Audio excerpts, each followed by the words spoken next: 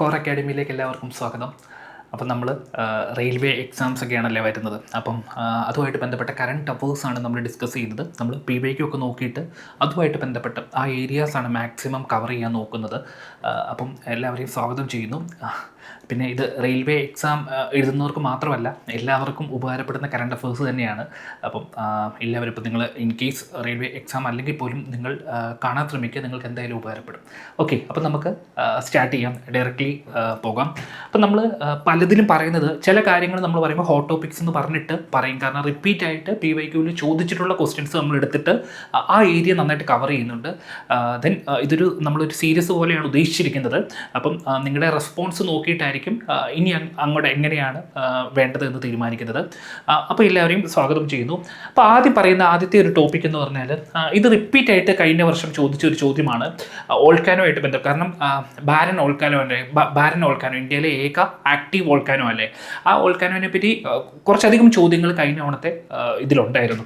കഴിഞ്ഞ വട്ടം ചോദിച്ചിരുന്നു. അപ്പോൾ കഴിഞ്ഞ വട്ടം ചോദിച്ചാണ് which of the following island groups in India is known to have active volcano. കാരണം എന്തായിരുന്നു, ആ വോൾക്കാനോ എറപ്റ്റ് ചെയ്തായിരുന്നു അല്ലേ. ശരിക്കും ഈ ബാരൻ ഐലൻഡ് വോൾക്കാനോ 1787 ആദ്യമായിട്ട് എറപ്റ്റ് ചെയ്യുന്നത്. പിന്നെ മോർ ദാൻ 10 ടൈംസ് ഇത് എറപ്റ്റ് ചെയ്തിട്ടുണ്ട്. അപ്പം 2025 ഇത് എറപ്റ്റ് ചെയ്തായിരുന്നു. അതുകൊണ്ടാണ് അത് കറണ്ട് അഫേഴ്സിൽ നിന്ന് അങ്ങനെ ഒരു ചോദ്യം വന്നത്. അപ്പം അത് ചോദിച്ചു ആൻഡമാൻ നിക്കോബാർ ഐലൻഡ്സ് ആണ്. അതേ ഇതുപോലെ തന്നെ വേറൊരു ചോദ്യം കൂടി അന്ന് ചോദിച്ചിരുന്നു, ഏതാണ് മീൻസ് എവിടെയാണ് മീൻസ് ഈ ബാരൻ ഐലൻഡ് വോൾക്കാനോ എന്ന് ഒരു ചോദ്യം കൂടി അന്ന് ചോദിച്ചിരുന്നു. ഓക്കെ, അപ്പോൾ 2 ചോദ്യം ചോദിച്ചിരുന്നു. അപ്പോൾ അതുകൊണ്ട് തന്നെ നമുക്ക് ബാരൻ ഐലൻഡ് വോൾക്കാനോ ഒന്ന് നമുക്ക് ജസ്റ്റ് പറയാം. കാരണം അതിപ്പോഴും നിരന്തരം ന്യൂസിലുള്ളതാണ്. കാരണം ഇന്ത്യയിലെ ഏക ആക്റ്റീവ് വോൾക്കാനോ ആണ്. ഇന്ത്യയിലെ മാത്രമല്ല, സൗത്ത് ഏഷ്യയിലെ തന്നെ ഏക ആക്റ്റീവ് വോൾക്കാനോ എന്ന് പറയുന്നത് ബാരൻ ഐലൻഡ് വോൾക്കാനോ ആണ്. അതുകൊണ്ട് തന്നെ അത് ഇമ്പോർട്ടൻറ്റ് ടോപ്പിക്കാണ്. ഓക്കെ, അപ്പം ബാരൻ ഐലൻഡ് വോൾക്കാനോ ചിത്രത്തിൽ കാണുന്നതാണ്. അപ്പം ഇത് ആൻഡമാൻ സീയിലാണ്. ശരിക്കും ഇത് ആൻഡമാൻ നിക്കോബാർ ഐലൻഡ്സിലാണ് ലൊക്കേറ്റ് ചെയ്തേക്കുന്നത്. വ്യക്തമായിട്ട് ചോദിക്കുവാണ് ഇത് ആൻഡമാനിലാണോ നിക്കോബാറിലാണോ എന്ന് ചോദിച്ചാൽ ആൻഡമാനിലാണെന്ന് ഓർക്കുക. ആൻഡമാൻ ഐലൻഡ്സിലാണ് കറക്റ്റായിട്ട് പറഞ്ഞാൽ. ആൻഡമാൻ സീയിലാണെന്ന് ഓർക്കുക, ആൻഡമാൻ ഐലൻഡ്സിലാണ്. അപ്പോൾ ഇത് ഇൻഹെബിറ്റഡ് ആണ്, ആൾക്കാരൊന്നും ഇവിടെ താമസിക്കുന്നില്ല ഇവിടെ. ഓക്കെ, അതുപോലെ ഒൺലി കൺഫേംഡ് ആക്റ്റീവ് വോൾക്കാനോ ആണ്. ഇന്ത്യൻ സബ് കോണ്ടിനെൻറ്റിലെ തന്നെ ആക്റ്റീവ് ആയിട്ടുള്ള ഏക വോൾക്കാനോ ആണ് Indian sub കോണ്ടിനെൻറ്റിലെ. Indian sub continent എന്ന് പറയുമ്പോൾ ഏതാണ്? ഇന്ത്യ, പാകിസ്ഥാൻ, ശ്രീലങ്ക, ബംഗ്ലാദേശ്, നേപ്പാൾ, ഭൂട്ടാൻ, മാലദ്വീപ്, അഫ്ഗാനിസ്ഥാൻ അങ്ങനെ പറയുന്ന ഇന്ത്യൻ സബ് കോണ്ടിനെൻറ്റിലെ ഏക ആക്റ്റീവ് വോൾക്കാനോ ആണ് ഇതെന്ന് ഓർക്കുക.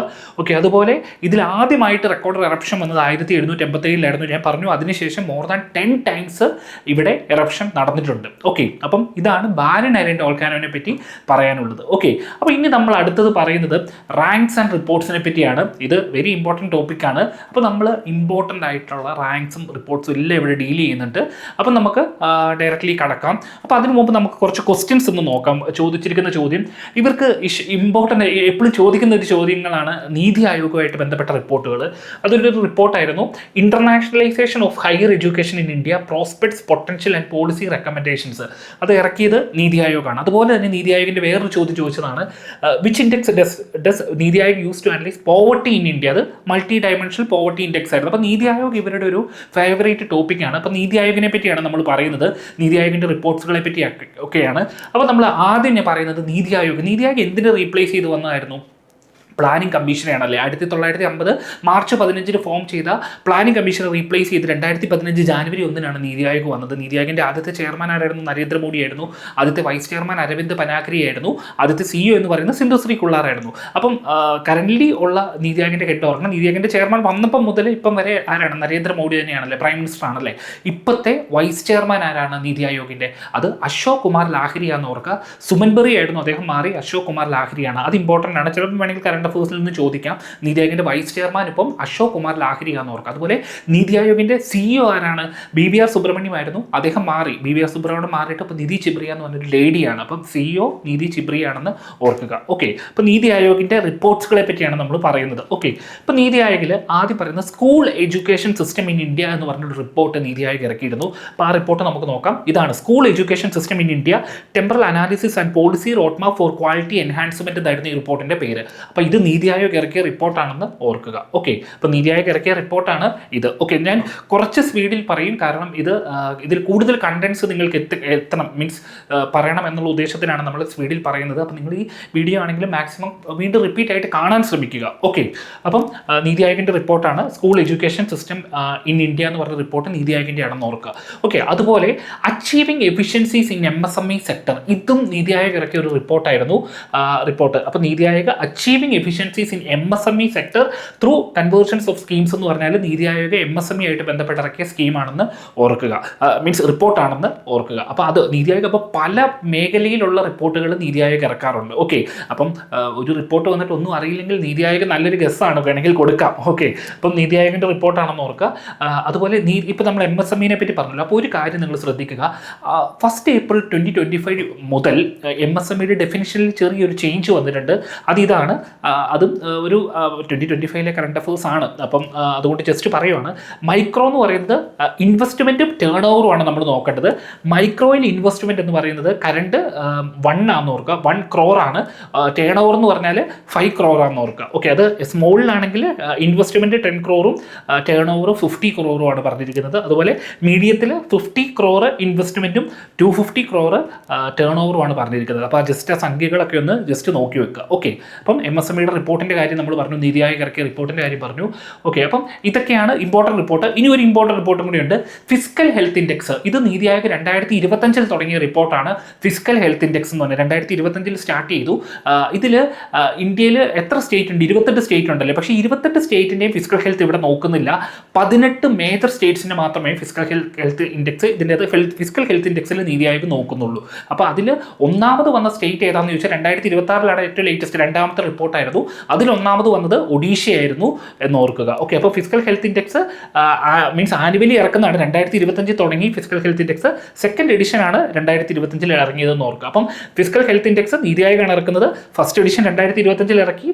ഇത് സ്റ്റേറ്റുകളുടെ ഫിസ്ക്കൽ ഹെൽത്ത് ആണ് നോക്കുന്നത്. പക്ഷേ ഇന്ത്യയിലെ എല്ലാ സ്റ്റേറ്റും നോക്കുന്നില്ല, 18 മേജർ സ്റ്റേറ്റ്സ് മാത്രമേ നോക്കുന്നുള്ളൂ എന്ന് ഓർക്കുക. അപ്പം 2026 റിപ്പോർട്ട് പ്രകാരം അതിൽ നോക്കുന്നത് 2023-24 ഫിനാൻഷ്യൽ ഇയറിൻ്റെ പീരീഡ് ആയിരുന്നു. അപ്പം അതിൽ 18 മേജർ സ്റ്റേറ്റ്സ് ആണ് നോക്കിയത്. ഞാൻ പറഞ്ഞു എല്ലാ സ്റ്റേറ്റും നോക്കുന്നില്ലെന്ന് പറഞ്ഞു. അതിൽ ഒന്നാമത് വന്ന ഒഡീഷയായിരുന്നു. സ്കോർ 73.1 ആയിരുന്നു. ഏറ്റവും അവസാനം വന്നു 18ാമത്തെ സ്റ്റേറ്റ് ആയിട്ട് വന്നത് പഞ്ചാബ് ആയിരുന്നു. കേരളത്തിൻ്റെ പൊസിഷൻ ജസ്റ്റ് പറഞ്ഞതേ ഉള്ളൂ, 15ാമത്തെ പൊസിഷൻ ആയിരുന്നു കേരളത്തിൻ്റെ പൊസിഷൻ എന്ന് പറയുന്നത്. ഓക്കെ, 2025 ഉണ്ട്. ജസ്റ്റ് ചിലപ്പോൾ പഴയ വർഷത്തെ ചോദിക്കാം. അതിൽ ഒരു ഇതുമില്ല, കാരണം ഈ റിപ്പോർട്ട് പോലെ തന്നെയായിരുന്നു അവിടുത്തേതും. 2022-23 പിജിലായിരുന്നു, 18ആയിരുന്നു. ഒഡീഷയായിരുന്നു ഫസ്റ്റ്, പഞ്ചാബായിരുന്നു അവസാനം. ആ ഇത് തന്നെ റാങ്കിങ്ങിലൊന്നും ചേഞ്ച് വന്നിട്ടില്ല. ഓക്കെ, അപ്പോൾ രണ്ടാമത്തെ എഡിഷൻ ആയിരുന്നു fiscal health index NITI Aayog ഇറക്കിയതെന്നും കൂടി ഓർക്കുക. ഓക്കെ, അടുത്തത് നമ്മൾ പറയുന്നത് ഹ്യൂമൻ ഡെവലപ്മെൻറ്റ് റിപ്പോർട്ട്. ഒരു ഇമ്പോർട്ടൻ്റ്, ഏതൊരു മത്സര പരീക്ഷയിലും ഇമ്പോർട്ടൻ്റ് ആയിട്ട് ചോദിക്കുന്നതാണ് ഹ്യൂമൻ ഡെവലപ്മെൻറ്റ് റിപ്പോർട്ട് അല്ലേ, UNDP ഇറക്കുന്നതാണല്ലേ. അപ്പം ഇതുമായിട്ട് ബന്ധപ്പെട്ട് കഴിഞ്ഞ വട്ടം ചോദിച്ചാണ് ഹ്യൂമൻ ഡെവലപ്മെൻറ്റ് റിപ്പോർട്ടിൽ ഇന്ത്യയുടെ മീൻസ് HDA വാല്യൂ എത്രയായിരുന്നു 2023 അതിൻ്റെ വാല്യൂ എത്രയായിരുന്നു എന്ന് ചോദിച്ചു. 0.685 ആയിരുന്നു അല്ലേ. ഓക്കെ, അപ്പം അതൊന്ന് ചോദിച്ചാണ്. അപ്പം ജസ്റ്റ് നമുക്ക് ഹ്യൂമൻ ഡെവലപ്മെൻറ്റ് റിപ്പോർട്ടിനെ പറ്റി പറയാം.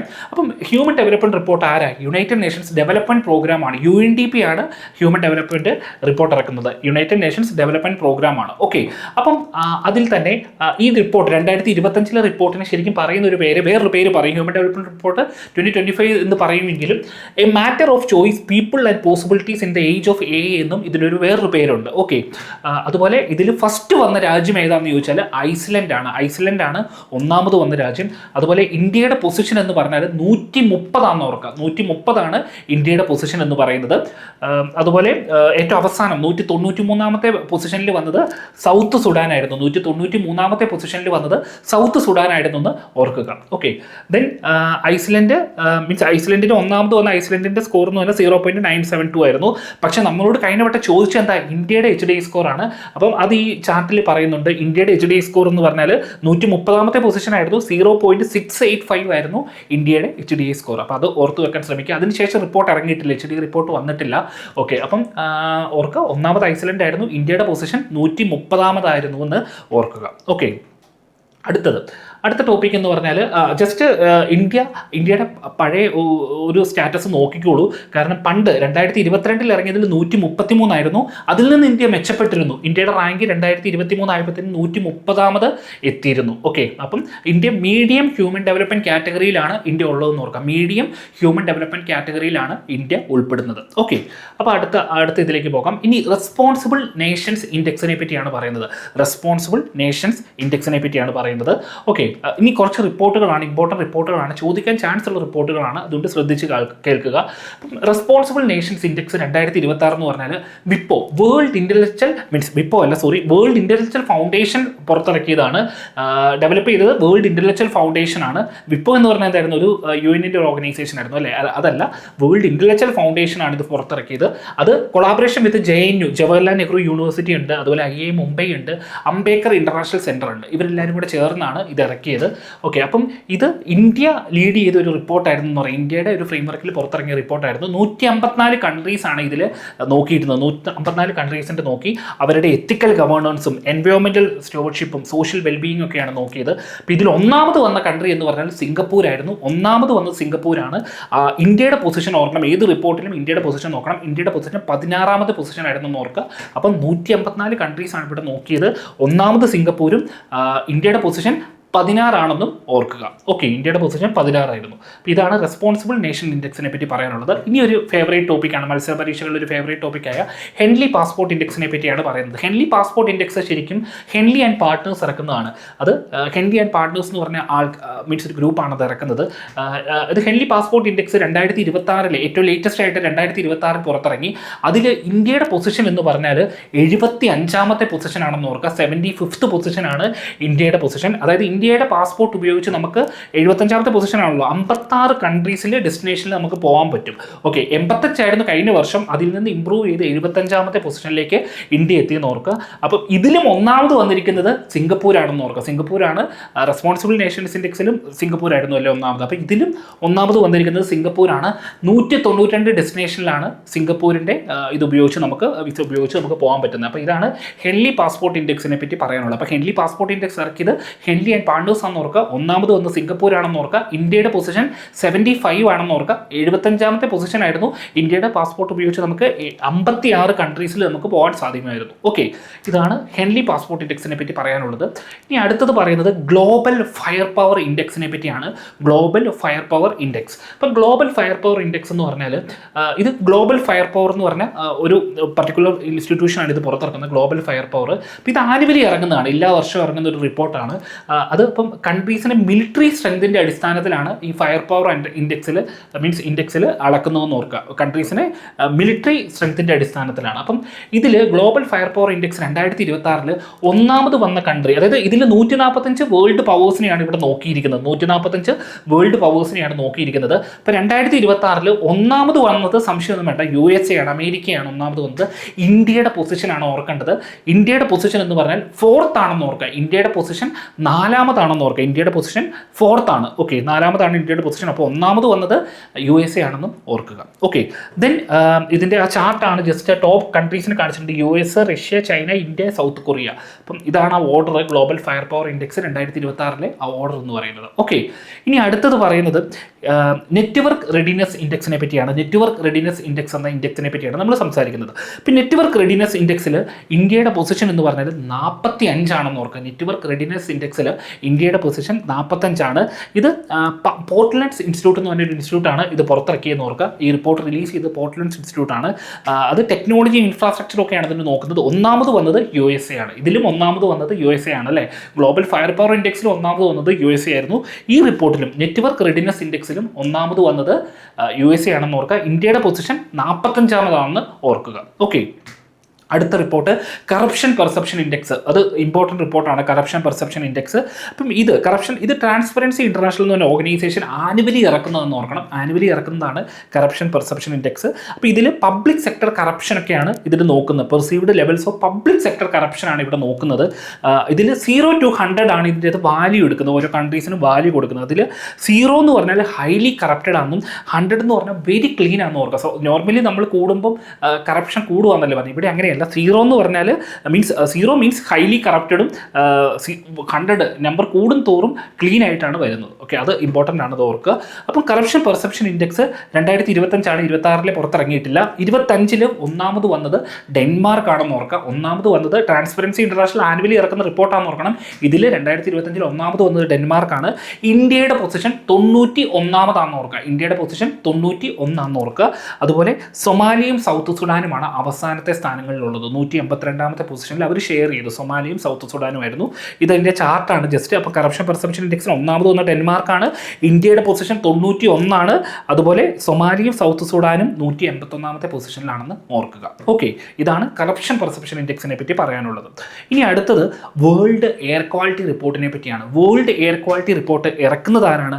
IQAir എന്ന് പറഞ്ഞ ഒരു ഓർഗനൈസേഷനാണ് വേൾഡ് എയർ ക്വാളിറ്റി റിപ്പോർട്ട് ഇറക്കുന്നത്. IQAir ആണ്. അപ്പം ഇതിൽ only 40% ഓഫ് സിറ്റീസ് മീറ്റ് WHOയുടെ എയർ പൊല്യൂഷൻ ഗൈഡ് ലൈൻ പാലിക്കുന്നു എന്നാണ് ഈ റിപ്പോർട്ടിൽ പറഞ്ഞത്. അപ്പോൾ ഈ IQAirൻ്റെ ഈ റിപ്പോർട്ടിൽ പറഞ്ഞതെന്ന് ഓർക്കുക. അപ്പം വേൾഡ് എയർ ക്വാളിറ്റി റിപ്പോർട്ട് ഇറക്കുന്നത് IQAir ആണെന്ന് ഓർക്കുക. അതുപോലെ ഈ വേൾഡ് എയർ ക്വാളിറ്റി റിപ്പോർട്ട് 2025 അതിൽ IQAir ഇറക്കുന്നതെന്ന് പറഞ്ഞല്ലോ. ഇതിൽ PM 2.5 ആണ് ഇതിൽ നോക്കുന്നതെന്ന് ഓർക്കുക. ഏതാണ് നോക്കുന്നത്? PM 2.5, പർട്ടിക്കുലേറ്റ് മാറ്റർ 2.5 ആണ് ഇവിടെ നോക്കുന്നത്. അതുപോലെ പാകിസ്ഥാനാണ് മോസ്റ്റ് പൊല്യൂട്ടഡ് കൺട്രി ആയിട്ട് തിരഞ്ഞെടുത്തതെന്ന് ഓർക്കുക. പാകിസ്ഥാനെയാണ് മോസ്റ്റ് പൊല്യൂട്ടഡ് കൺട്രി ആയിട്ട് തിരഞ്ഞെടുത്തത് പാകിസ്ഥാനാണെന്ന് ഓർക്കുക. അതുപോലെ ഇന്ത്യയുടെ പൊസിഷൻ എന്ന് പറഞ്ഞാൽ എയർ പൊല്യൂഷൻ, ഗ്ലോബൽ എയർ പൊല്യൂഷൻ്റെ അകത്ത് 6ാമത്തെ പൊസിഷനാണെന്ന് ഓർക്കുക. ഇന്ത്യയുടെ പൊസിഷൻ എന്ന് പറഞ്ഞാൽ 6ാമത്തെയാണെന്ന് ഓർക്കുക. ഒന്നാമത് വന്നത് പാകിസ്ഥാനാണെന്ന് ഓർക്കുക. വേൾഡ് എയർ ക്വാളിറ്റി റിപ്പോർട്ട് ഇറക്കുന്നത് IQAir ആണെന്ന് ഓർക്കുക. PM 2.5 ആണ് അതിൽ നോക്കുന്നതെന്നും ഓർക്കുക. ഓക്കെ, അപ്പം ഇതാണ് റാങ്ക് കാണിച്ചിരിക്കുന്നത്. പാകിസ്ഥാൻ, ബംഗ്ലാദേശ്, തജിക്കിസ്ഥാൻ, ഇതാണ് ടോപ്പ് 3. ഓക്കെ, അപ്പം അത് ഓർക്കുക. ഇന്ത്യയുടെ പൊസിഷനൊക്കെ ഇമ്പോർട്ടൻ്റ് ആണെന്ന് ഓർക്കുക. ഇനി അടുത്തത് പറയുന്നത് ഗ്ലോബൽ ടെററിസം ഇൻഡെക്സിനെ പറ്റിയാണ്. ഗ്ലോബൽ ടെററിസം ഇൻഡെക്സിനെ പറ്റിയാണ് പറയുന്നത്. ഓക്കെ, അപ്പോൾ ഗ്ലോബൽ ടെററിസം ഇൻഡെക്സ് 2026 പറ്റിയാണ് സംസാരിക്കുന്നത്. ഇപ്പോൾ ഈ 2026 റിപ്പോർട്ട്, ഈ റിപ്പോർട്ട് ഇറക്കുന്നത് institute for economics and peace എന്ന് പറഞ്ഞ ഓർഗനൈസേഷനാണ്. Institute for economics and peace എന്ന് പറഞ്ഞ ഓർഗനൈസേഷനാണ്. അത് സിഡ്നി, ഓസ്ട്രേലിയ ബേസ് ചെയ്ത ഓർഗനൈസേഷനാണ്. അവരാണ് institute for economics and piece ആണ് ഈ ഗ്ലോബൽ ടെററിസം ഇൻഡെക്സ് ഇറക്കിയതെന്ന് ഓർക്കുക. അപ്പം ഇതിലും പാകിസ്ഥാനാണ് ഒന്നാമത് വന്നത് അല്ലേ? പൊല്യൂഷൻ്റെ കാര്യം നമ്മൾ പറഞ്ഞു. വേൾഡ് എയർ ക്വാളിറ്റി റിപ്പോർട്ടിൽ ഒന്നാമത് വന്ന് പാകിസ്ഥാനായിരുന്നു. 2 നെഗറ്റീവ് റിപ്പോർട്ടിൽ ഒന്നാമത് വന്നത് പാകിസ്ഥാനാണല്ലേ? പാകിസ്ഥാനാണ് ഇതിൽ ഒന്നാമത് വന്നത്. ഹയസ്റ്റ് ഇമ്പാക്റ്റ് ഓഫ് ടെററിസം ഉള്ളത് പാകിസ്ഥാനിലാണെന്നാണ് പറഞ്ഞത്. അപ്പം ഇന്ത്യയുടെ പൊസിഷൻ എന്ന് പറഞ്ഞാൽ 13ാമത്തെ പൊസിഷനാണെന്ന് ഓർക്കുക. അതിൻ്റെ സ്കോർ 6.428 ആണ്. സ്കോർ ഞാൻ ഇവിടെ എടുത്ത് പറയാൻ കാര്യം HDS സ്കോറൊക്കെ ചോദിച്ചിട്ടുണ്ട്. വേണമെങ്കിൽ ചോദിക്കാം, ടഫാക്കാൻ വേണ്ടി ചോദിക്കാം, അതുകൊണ്ടാണ് പറഞ്ഞത്. അപ്പം ഇന്ത്യയുടെ പ്ലേസ് 13ാമത്തെ പൊസിഷനാണ്. ഗ്ലോബൽ ടെററിസം ഇൻഡെക്സിൽ ഒന്നാമത് വന്നിരിക്കുന്നത് ആരാണ്? പാകിസ്ഥാനാണെന്ന് ഓർക്കുക. Institute for economics and piece ആണ് ഈ ഗ്ലോബൽ ടെററിസം ഇൻഡെക്സ് ഇറക്കുന്നതെന്നും ഓർക്കുക. ഓക്കെ, അപ്പം അത്രയും പറഞ്ഞു. ഇനി സിപ്രി റിപ്പോർട്ടിനെ പറ്റിയാണ് പറയുന്നത്. 2026 പുറത്തിറങ്ങിയ സിപ്രി റിപ്പോർട്ടാണ്. ഓക്കെ, അത് Stockholm international peace research institute എന്നാണ് സിപ്രിയുടെ ഫുൾ ഫോം. ഓക്കെ, അപ്പോൾ അത് make in India focus, India remain second largest. ഇന്ത്യയിൽ ശരിക്കും മേക്ക് ഇൻ ഇന്ത്യ പ്രോജക്റ്റ് ഉണ്ടല്ലോ 2014 തുടങ്ങിയത്. എന്നിട്ട് പോലും ഇന്ത്യ സെക്കൻഡ് ലാർജസ്റ്റ് ആം ബയ്യർ ആണെന്നാണ് ഈ റിപ്പോർട്ടിൽ പറഞ്ഞിരിക്കുന്നത്, സിപ്രി റിപ്പോർട്ടിൽ. അപ്പം ഈ സിപ്രി റിപ്പോർട്ട് 2026 റിപ്പോർട്ടിനെ പറ്റി പറയാം. അപ്പോൾ ഇത് 2021-25 പീരീഡിലെ കാലഘട്ടത്തിലാണ് പറഞ്ഞേക്കുന്നത്. India second largest global arms importer ആണെന്ന് ഓർക്കുക. ആംസ് ഏറ്റവും കൂടുതൽ ഇമ്പോർട്ട് ചെയ്യുന്ന 2ാമത്തെ കൺട്രിയാണ്. ഏറ്റവും കൂടുതൽ ഇമ്പോർട്ട് ചെയ്യുന്ന കൺട്രി ഏതാ? ഉക്രൈനാണ്. ഉക്രൈനിൽ യുദ്ധമൊക്കെ നടക്കുന്നുണ്ടല്ലേ? ഉക്രൈനാണെന്ന് ഓർക്കുക. ഇന്ത്യയുടെ ഏകദേശം 8.2% ആണ് വേൾഡിൽ ഇന്ത്യ ഇമ്പോർട്ട് ചെയ്യുന്നതിൻ്റെ ആ പെർസെൻറ്റേജ് എന്ന് പറയുന്നത്. ഓക്കെ, അതുപോലെ യൂറോപ്പാണ് ലാർജസ്റ്റ് ആംസ് ഇമ്പോർട്ടറായിട്ട് മാറിയിരിക്കുന്നത് യൂറോപ്പാണെന്ന് പറഞ്ഞു. 33% ഉണ്ടെന്ന് പറഞ്ഞു. അവിടെ ഇൻക്രീസ് ഒക്കെ ഉണ്ടായിട്ടുണ്ടെന്നാണ് അവിടെ പറഞ്ഞിരിക്കുന്നത്. ഓക്കെ, അപ്പം ഇതാണ് അതുമായിട്ട് ബന്ധപ്പെട്ട ഇമ്പോർട്ടൻറ്റ് കാര്യങ്ങൾ പറയാനുള്ളത്. ഇനി എനർജി സ്റ്റാറ്റിസ്റ്റിക്സ് ഇന്ത്യ റിപ്പോർട്ടിനെ പറ്റിയാണ് പറയുന്നത്. Energy statistics India.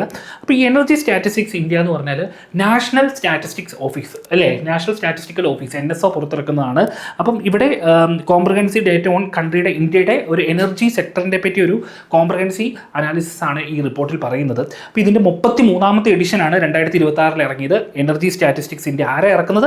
NSO ആണ്, നാഷണൽ സ്റ്റാറ്റിസ്റ്റിക്കൽ ഓഫീസ് ആണെന്ന് ഓർക്കുക. അപ്പം ഇതിൽ പറഞ്ഞിരിക്കുന്നത് റിന്യൂവബിൾ എനർജിയിൽ ഏറ്റവും കൂടുതൽ പൊട്ടൻഷ്യൽ സോളാർ എനർജിക്കാണ്. ഏകദേശം അപ്രോക്സിമേറ്റ്ലി 71% ഉണ്ടെന്നാണ് ഇവിടെ പറഞ്ഞിരിക്കുന്നത്. ഈ എനർജി സ്റ്റാറ്റിസ്റ്റിക്സ് ഇന്ത്യ റിപ്പോർട്ടിൽ പറഞ്ഞിരിക്കുന്നത് ഏകദേശം റിന്യൂവബിൾ എനർജി പൊട്ടൻഷ്യലിൻ്റെ 70% വന്നിരിക്കുന്നത് ഒരു 6 സ്റ്റേറ്റുകളിൽ നിന്നാണ്. അത് ഏതൊക്കെയാണ്? രാജസ്ഥാനുണ്ട്, മഹാരാഷ്ട്ര, ഗുജറാത്ത്, ആന്ധ്രാപ്രദേശ്, ആന്ധ്രാപ്രദേശ്, കർണാടക, മധ്യപ്രദേശ് ഈ രാജ്യങ്ങളിൽ നിന്നാണ്, ഈ സ്റ്റേറ്റുകളിൽ നിന്നാണ് 70% റിന്യൂവബിൾ എനർജിയുടെ പൊട്ടൻഷ്യൽ വന്നിരിക്കുന്നതെന്നാണ് ഈ എനർജി സ്റ്റാറ്റിസ്റ്റിക്സ് ഇന്ത്യ റിപ്പോർട്ടിൽ നാഷണൽ സ്റ്റാറ്റിസ്റ്റിക്കൽ ഓഫീസ് NSO പറഞ്ഞിരിക്കുന്നത്. ഓക്കെ, അപ്പോൾ ഇനി അടുത്ത റിപ്പോർട്ടിലേക്ക് പോകാം. ASISSC അല്ലേ, ഈ റിപ്പോർട്ടിൻ്റെ ഫുൾ ഫോം എന്താണ്?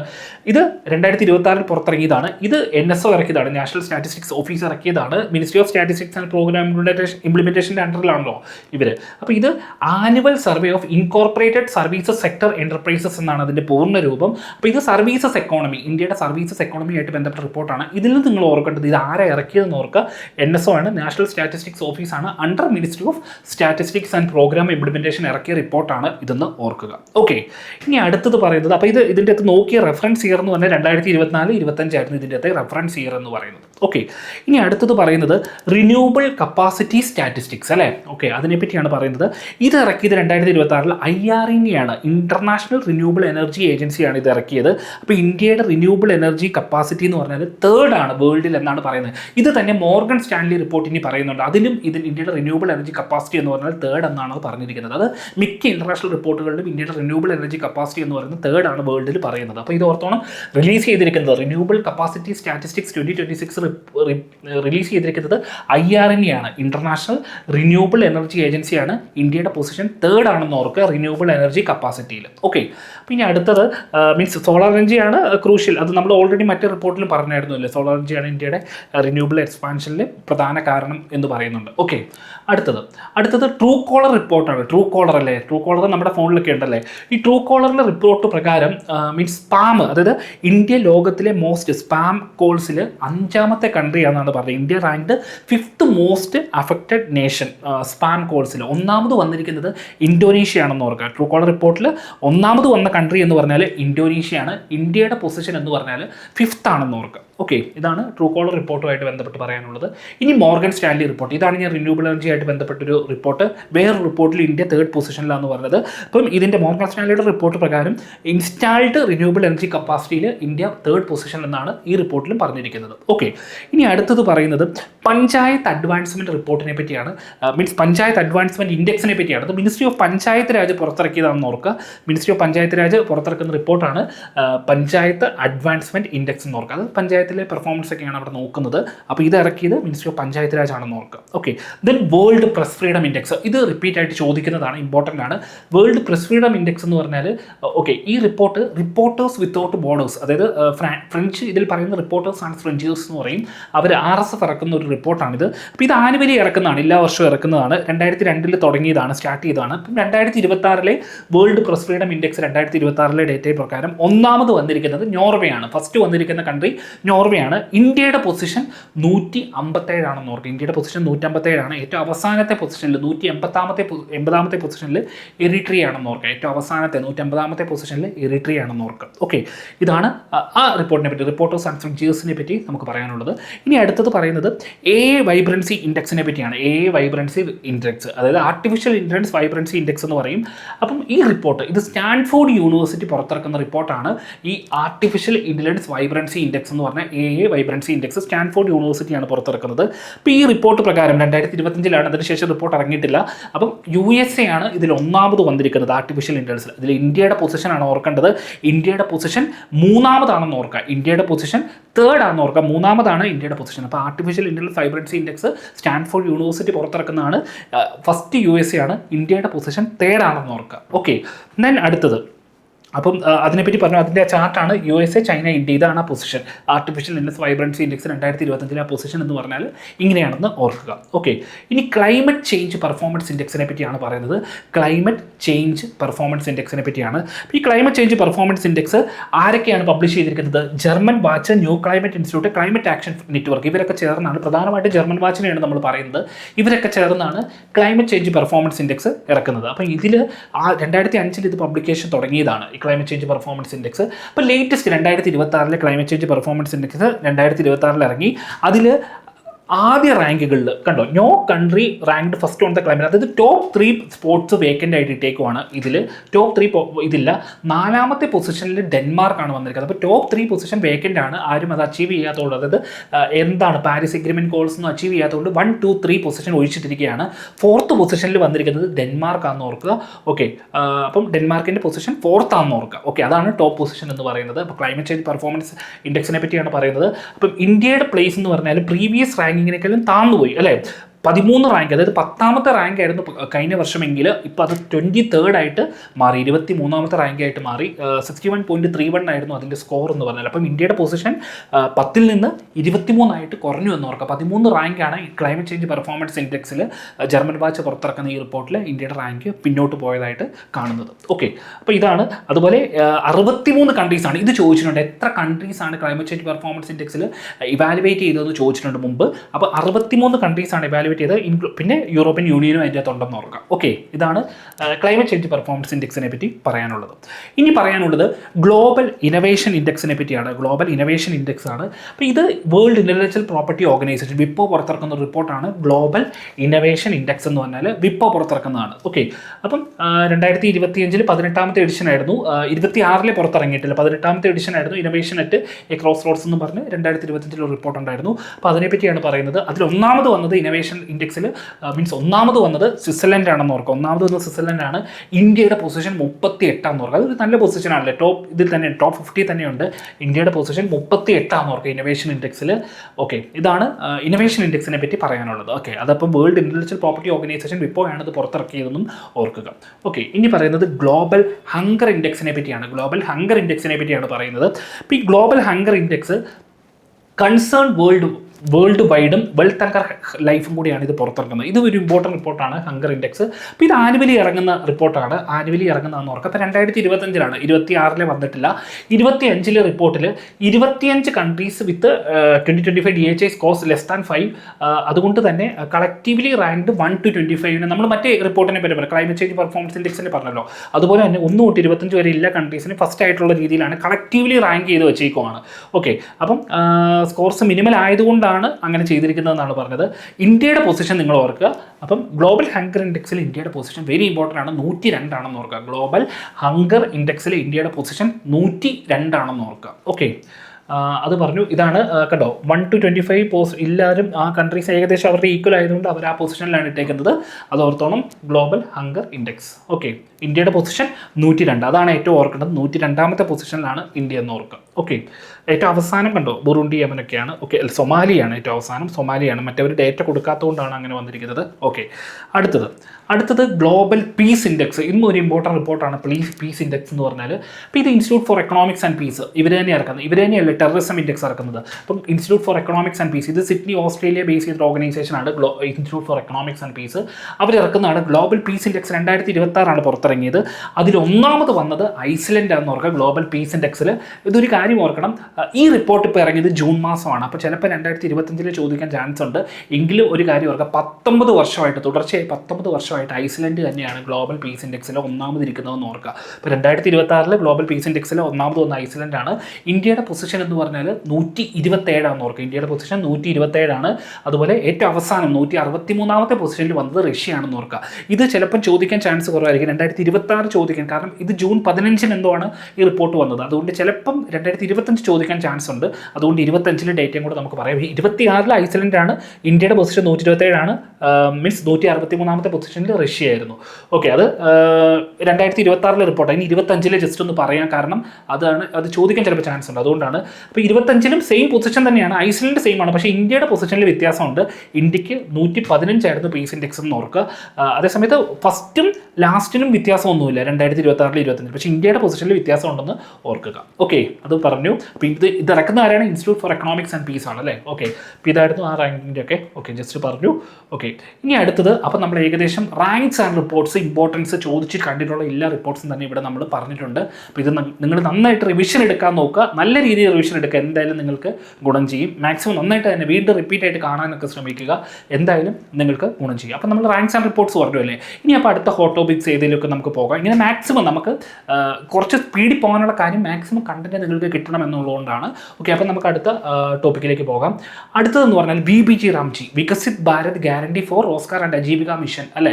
അത് വെരി ഇമ്പോർട്ടൻ്റ് ആണ്. MG നരേഗ Mahatma Gandhi national rural employment guarantee act 2005 name മാറ്റിയതല്ലേ. അപ്പോൾ അത് റിപ്പീറ്റ് ആയിട്ട് കഴിഞ്ഞ വർഷം ചോദിച്ചിരുന്നു. അത് എപ്പോഴും ചോദിക്കുന്നവർ MG നരേഗ ആണെങ്കിൽ എപ്പോഴും ചോദിക്കുന്നതായിരുന്നു. അപ്പോൾ ഇത് ന്യൂസിലും കൂടെ ഉള്ളതുകൊണ്ട് ഇതിനെപ്പറ്റി കറക്റ്റ് നിങ്ങൾക്കൊരു ഐഡിയ ഉണ്ടായിരിക്കണം. അപ്പോൾ ഈ റിപ്പോർട്ടിനെ പറ്റി പറയുമ്പോൾ ശരിക്കും കഴിഞ്ഞോട് ചോദിച്ചാണ് which system has become a cornerstone of government development policy tight most rural development programmes MG നരേഗയാണ്.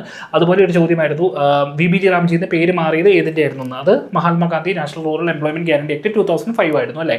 Okay, അപ്പോൾ നമുക്ക് BBG റാംജിനെ പറ്റി പറയാം. അപ്പോൾ ഇതിൻ്റെ പൂർണ്ണ രൂപം നമ്മൾ പറഞ്ഞു Viksit Bharat guarantee for Rozgar and Ajeevika mission Gramin എന്നായിരുന്നു അല്ലേ. അത് 2025 ഒരു ആക്ട് വഴി, അത് means Shivraj Singh Chouhan minister of rural development അദ്ദേഹമാണ് പാർലമെൻറ്റിൽ അവതരിപ്പിച്ച് ഇതിൻ്റെ പേര് MG നരേഗ എന്നുള്ള പേര് Mahatma Gandhi national rural employment guarantee act എന്നുള്ള പേര് മാറി ഈ പേരിലേക്ക് വന്നതല്ലേ. ഓക്കെ, അത് MG നരേഗയെ റീപ്ലേസ് ചെയ്തതാണ്, ആ പേര് മാറ്റിയിട്ടാണ് ഇത് വന്നതെന്ന് ഓർക്കുക. അപ്പോൾ ശരിക്കും MG നരേഗയുടെ ആക്ടിൻ്റെ വർഷം എന്തായിരുന്നു? Mahatma Gandhi national rural employment guarantee ആക്ടിൻ്റെ വർഷം 2005 ആയിരുന്നു അല്ലേ. ഓക്കെ, അപ്പം ഇത് rural employment Viksit Bharat at 2047 വിഷൻ്റെ ഒക്കെ പാർട്ടായിട്ടാണ് ഇതിൻ്റെ പേരൊക്കെ ചേഞ്ച് ചെയ്തതെന്നാണ് പറഞ്ഞത്. ഓക്കെ, അത് വിവാദമായിരുന്നു അല്ലേ. അപ്പം വികസിത് ഇതിനെപ്പറ്റി നമുക്ക് ജസ്റ്റ് ഒന്ന് പറയാം. ഇതിൽ രണ്ട് വാക്കുകൾ നമുക്ക് പരിചയമില്ലാത്തായിരിക്കും. റോസ്ഗാർ എന്ന് പറഞ്ഞാൽ എന്താണ്? എംപ്ലോയ്മെൻറ്റ് എന്നാണ്. അതുപോലെ അജീവിക എന്ന് പറഞ്ഞാൽ ലൈവ്ലിഹുഡ് ആണെന്ന് ഓർക്കുക. ഓക്കെ, ഇത് രണ്ട് വാക്കുകൾ നമുക്ക് കൺഫ്യൂഷൻ വരാൻ ചാൻസ് ഉണ്ട്, അതുകൊണ്ടാണ് പറഞ്ഞത്. ഓക്കെ, ഇനി ഇദ്ദേഹം ആരായിരുന്നു? ശിവരാജ് സിംഗ് ചൗഹാനാണ്, നമ്മുടെ agriculture and farmers welfare minister, അതുപോലെ റൂറൽ ഡെവലപ്മെൻറ്റ് മിനിസ്റ്റർ ഇദ്ദേഹമാണ്, ശിവരാജ് സിംഗ് ചൗഹാൻ.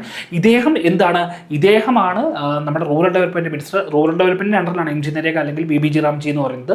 അതുകൊണ്ട് തന്നെ ഇദ്ദേഹമാണ് പേര് മാറ്റാനുള്ള ബില്ല് പാർലമെൻറ്റിൽ അവതരിപ്പിച്ചത്. അപ്പോൾ ഏത് മിനിസ്റ്റർ ആണെന്ന് ചോദിക്കാം. അത് ശിവരാജ് സിംഗ് ചൗഹാൻ ആണെന്ന് ഓർക്കുക. അദ്ദേഹം union minister of rural development ആണ്. അതുകൊണ്ടാണ് അദ്ദേഹം പാർലമെൻറ്റിൽ ഈ ബില്ല് പേര് മാറ്റാൻ അവതരിപ്പിച്ചതെന്ന് ഓർക്കുക. അപ്പം പണ്ട് ഈ പേര് മീൻസ് MG നരേഗ വന്നപ്പോൾ ആരാണ് പാർലമെൻറ്റിൽ അവതരിപ്പിച്ചതെന്ന് ചോദിച്ചാൽ ഇദ്ദേഹം ആരായിരുന്നു? ഇദ്ദേഹമാണ് അന്നത്തെ റൂറൽ ഡെവലപ്മെൻറ്റ് മിനിസ്റ്ററായ രഘുവംശ പ്രസാദ് സിംഗ് ആയിരുന്നു. ഓക്കെ, നമ്മുടെ മൻമോഹൻ സിംഗിൻ്റെ ക്യാബിനറ്റിലുള്ള മിനിസ്റ്റർ ആയിരുന്നു. ഓക്കെ, അത് അത്ര ഇമ്പോർട്ടൻ്റ് അല്ല. അപ്പോൾ ജസ്റ്റ് ഓർക്ക് ഇത് റൈറ്റ് ടു വർക്ക് 2005 വന്നതാണ്, റൈറ്റ് ടു വർക്കിൻ്റെ ഭാഗമായിട്ടൊക്കെ വന്നതാണ്. ഓക്കെ, പിന്നെ ഈ ഐഡിയ MG നരേഗ എന്ന് പറഞ്ഞ ഐഡിയ ശരിക്കും 1991 PV നരസിംഹറാവു പറഞ്ഞാണ്. അത് അത്ര ഇമ്പോർട്ടൻ്റ് അല്ല. ഈ PV നരസിംഹറാവുവിൻ്റെ സമയത്തല്ല LPG reforms, liberalisation, privatisation, globalisation അത് വരുന്നു. അതുപോലെ panchayat raj, municipality 73rd and 74th constitution amendment ഇതെല്ലാം വരുന്നത് നമ്മുടെ PV നരസിംഹറാവുവിൻ്റെ സമയത്താണല്ലേ. ഓക്കെ, അപ്പം MG നരേഗയെ പറ്റി ജസ്റ്റ് ഓർക്കുക. ആക്ടിൻ്റെ വർഷം 2005 ആയിരുന്നു. 2 ഫെബ്രുവരി 2006 NREG എന്ന പേര് വന്നു. പിന്നെ 2009 ഇതിൻ്റെ പേരിൽ മഹാത്മാഗാന്ധി എന്നുള്ള പേര് ആഡ് ചെയ്യുന്നത്. മിനിസ്ട്രി ഓഫ് റൂറൽ ഡെവലപ്മെൻറ്റ് ആയിരുന്നു.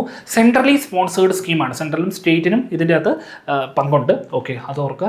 അതുപോലെ ഒബ്ജക്റ്റീവ്സ് ഒന്നും ഞാൻ പറയുന്നില്ല. 100 days ഇത് MG നരേഗയുടെ ഒബ്ജക്റ്റീവ്സ് ആണ്, അത് അത്ര ഇമ്പോർട്ടൻ്റ് അല്ല. കാരണം ഇപ്പം BBG റാംജി വന്നപ്പോൾ കുറേ ചേഞ്ച് വന്നു, ഡ്യൂറബിൾ ആണ്, അതൊന്നും ഞാൻ പറയുന്നില്ല. ഓക്കെ, ഇനി MG നരേഗയെ പറ്റി പറയുമ്പോൾ മൻമോഹൻ സിംഗ് ഗവൺമെൻറ്റാണ് 2005 ലോഞ്ച് ചെയ്തതെന്ന് ഓർക്കുക. അനന്തപുർ ആന്ധ്രാപ്രദേശിലാണ്. കേരളത്തിൽ വയനാട് പാലക്കാടൊക്കെ ആയിരുന്നു ആദ്യം തുടങ്ങിയത്. അതുപോലെ സിറ്റിസൺ അതൊന്നും ഞാൻ ഇവിടെ പറയുന്നില്ല, നമ്മളെ സംബന്ധിച്ച് ഇത് ഇമ്പോർട്ടൻ്റ് അല്ല. ഓക്കെ, 2 ഒക്ടോബർ NREG എന്നുള്ള പേരിൽ നിന്ന് MG നരേഗ ആയത് 2009 ഓർക്കുക.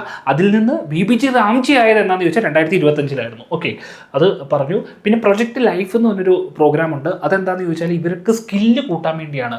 MG നരേഗയിലുള്ളവർക്ക് വേണ്ടി അവരുടെ സ്കില്ല് വർദ്ധിച്ച് സെൽഫ് റിലയൻസ് നേടാൻ വേണ്ടിയുള്ള ഒരു പ്രോഗ്രാമായിരുന്നു പ്രൊജക്ട് ലൈഫ് എന്ന് പറയുന്നത്. റൂറൽ ഡെവലപ്മെൻറ്റ് പ്രൊജക്ട് തന്നെയായിരുന്നു. അതുപോലെ MG നരേഗയുടെ ഏറ്റവും വേജ് ഉള്ള സ്റ്റേറ്റ് ഏതാണെന്ന് ചോദിച്ചാൽ ഹരിയാനയാണ് 400. ഏറ്റവും കുറവ് അരുണാചൽ പ്രദേശിലും നാഗാലാൻഡിലുമായിരുന്നു 241. കേരളത്തിലൊരു ഫാൻസി നമ്പറാണ്, മമ്മൂട്ടിയുടെ നമ്പർ എന്നൊക്കെ പറയും, 369 ഇത്. ഓക്കെ, ജസ്റ്റ് പറഞ്ഞു എന്നേ ഉള്ളൂ. ഓക്കെ, അപ്പം നമ്മൾ പറയുന്ന കീ ഫീച്ചേഴ്സിനെ പറ്റിയാണ്. BBG റാംജിയുടെ കീ ഫീച്ചേഴ്സ് ഇമ്പോർട്ടൻ്റ് ആണ്. കാരണം ഇപ്പോൾ ഉള്ളത് BBG റാംജി ആണല്ലോ. അപ്പം ഇതിൽ ഗ്യാരണ്ടീഡ് എംപ്ലോയ്മെൻറ്റ് കൂട്ടി എന്ന് ഓർക്കുക. കാരണം MG നരേഗയിൽ 100 days ആയിരുന്നെങ്കിൽ ഇതിൽ 125 days ആണെന്ന് ഓർക്കുക. അത് വെരി ഇമ്പോർട്ടൻ്റ് ആണ്. 125 days ആയിട്ട് കൂട്ടി. 100 ദിവസം എന്നുള്ളത് 25% ഇൻക്രീസ് ചെയ്ത് 25% എക്സ്പാൻഡ് ചെയ്ത് 125 ദിവസമാക്കി എന്ന് ഓർക്കുക. അതാണ് ഇമ്പോർട്ടൻറ്റ്. പിന്നെ അൺഎംപ്ലോയ്മെൻറ്റ് അലവൻസ് റീറ്റെയിൻ ചെയ്തു വിത്തിൻ 50 days ഡിമാൻഡ്, അത് റീറ്റെയിൻ ചെയ്തു.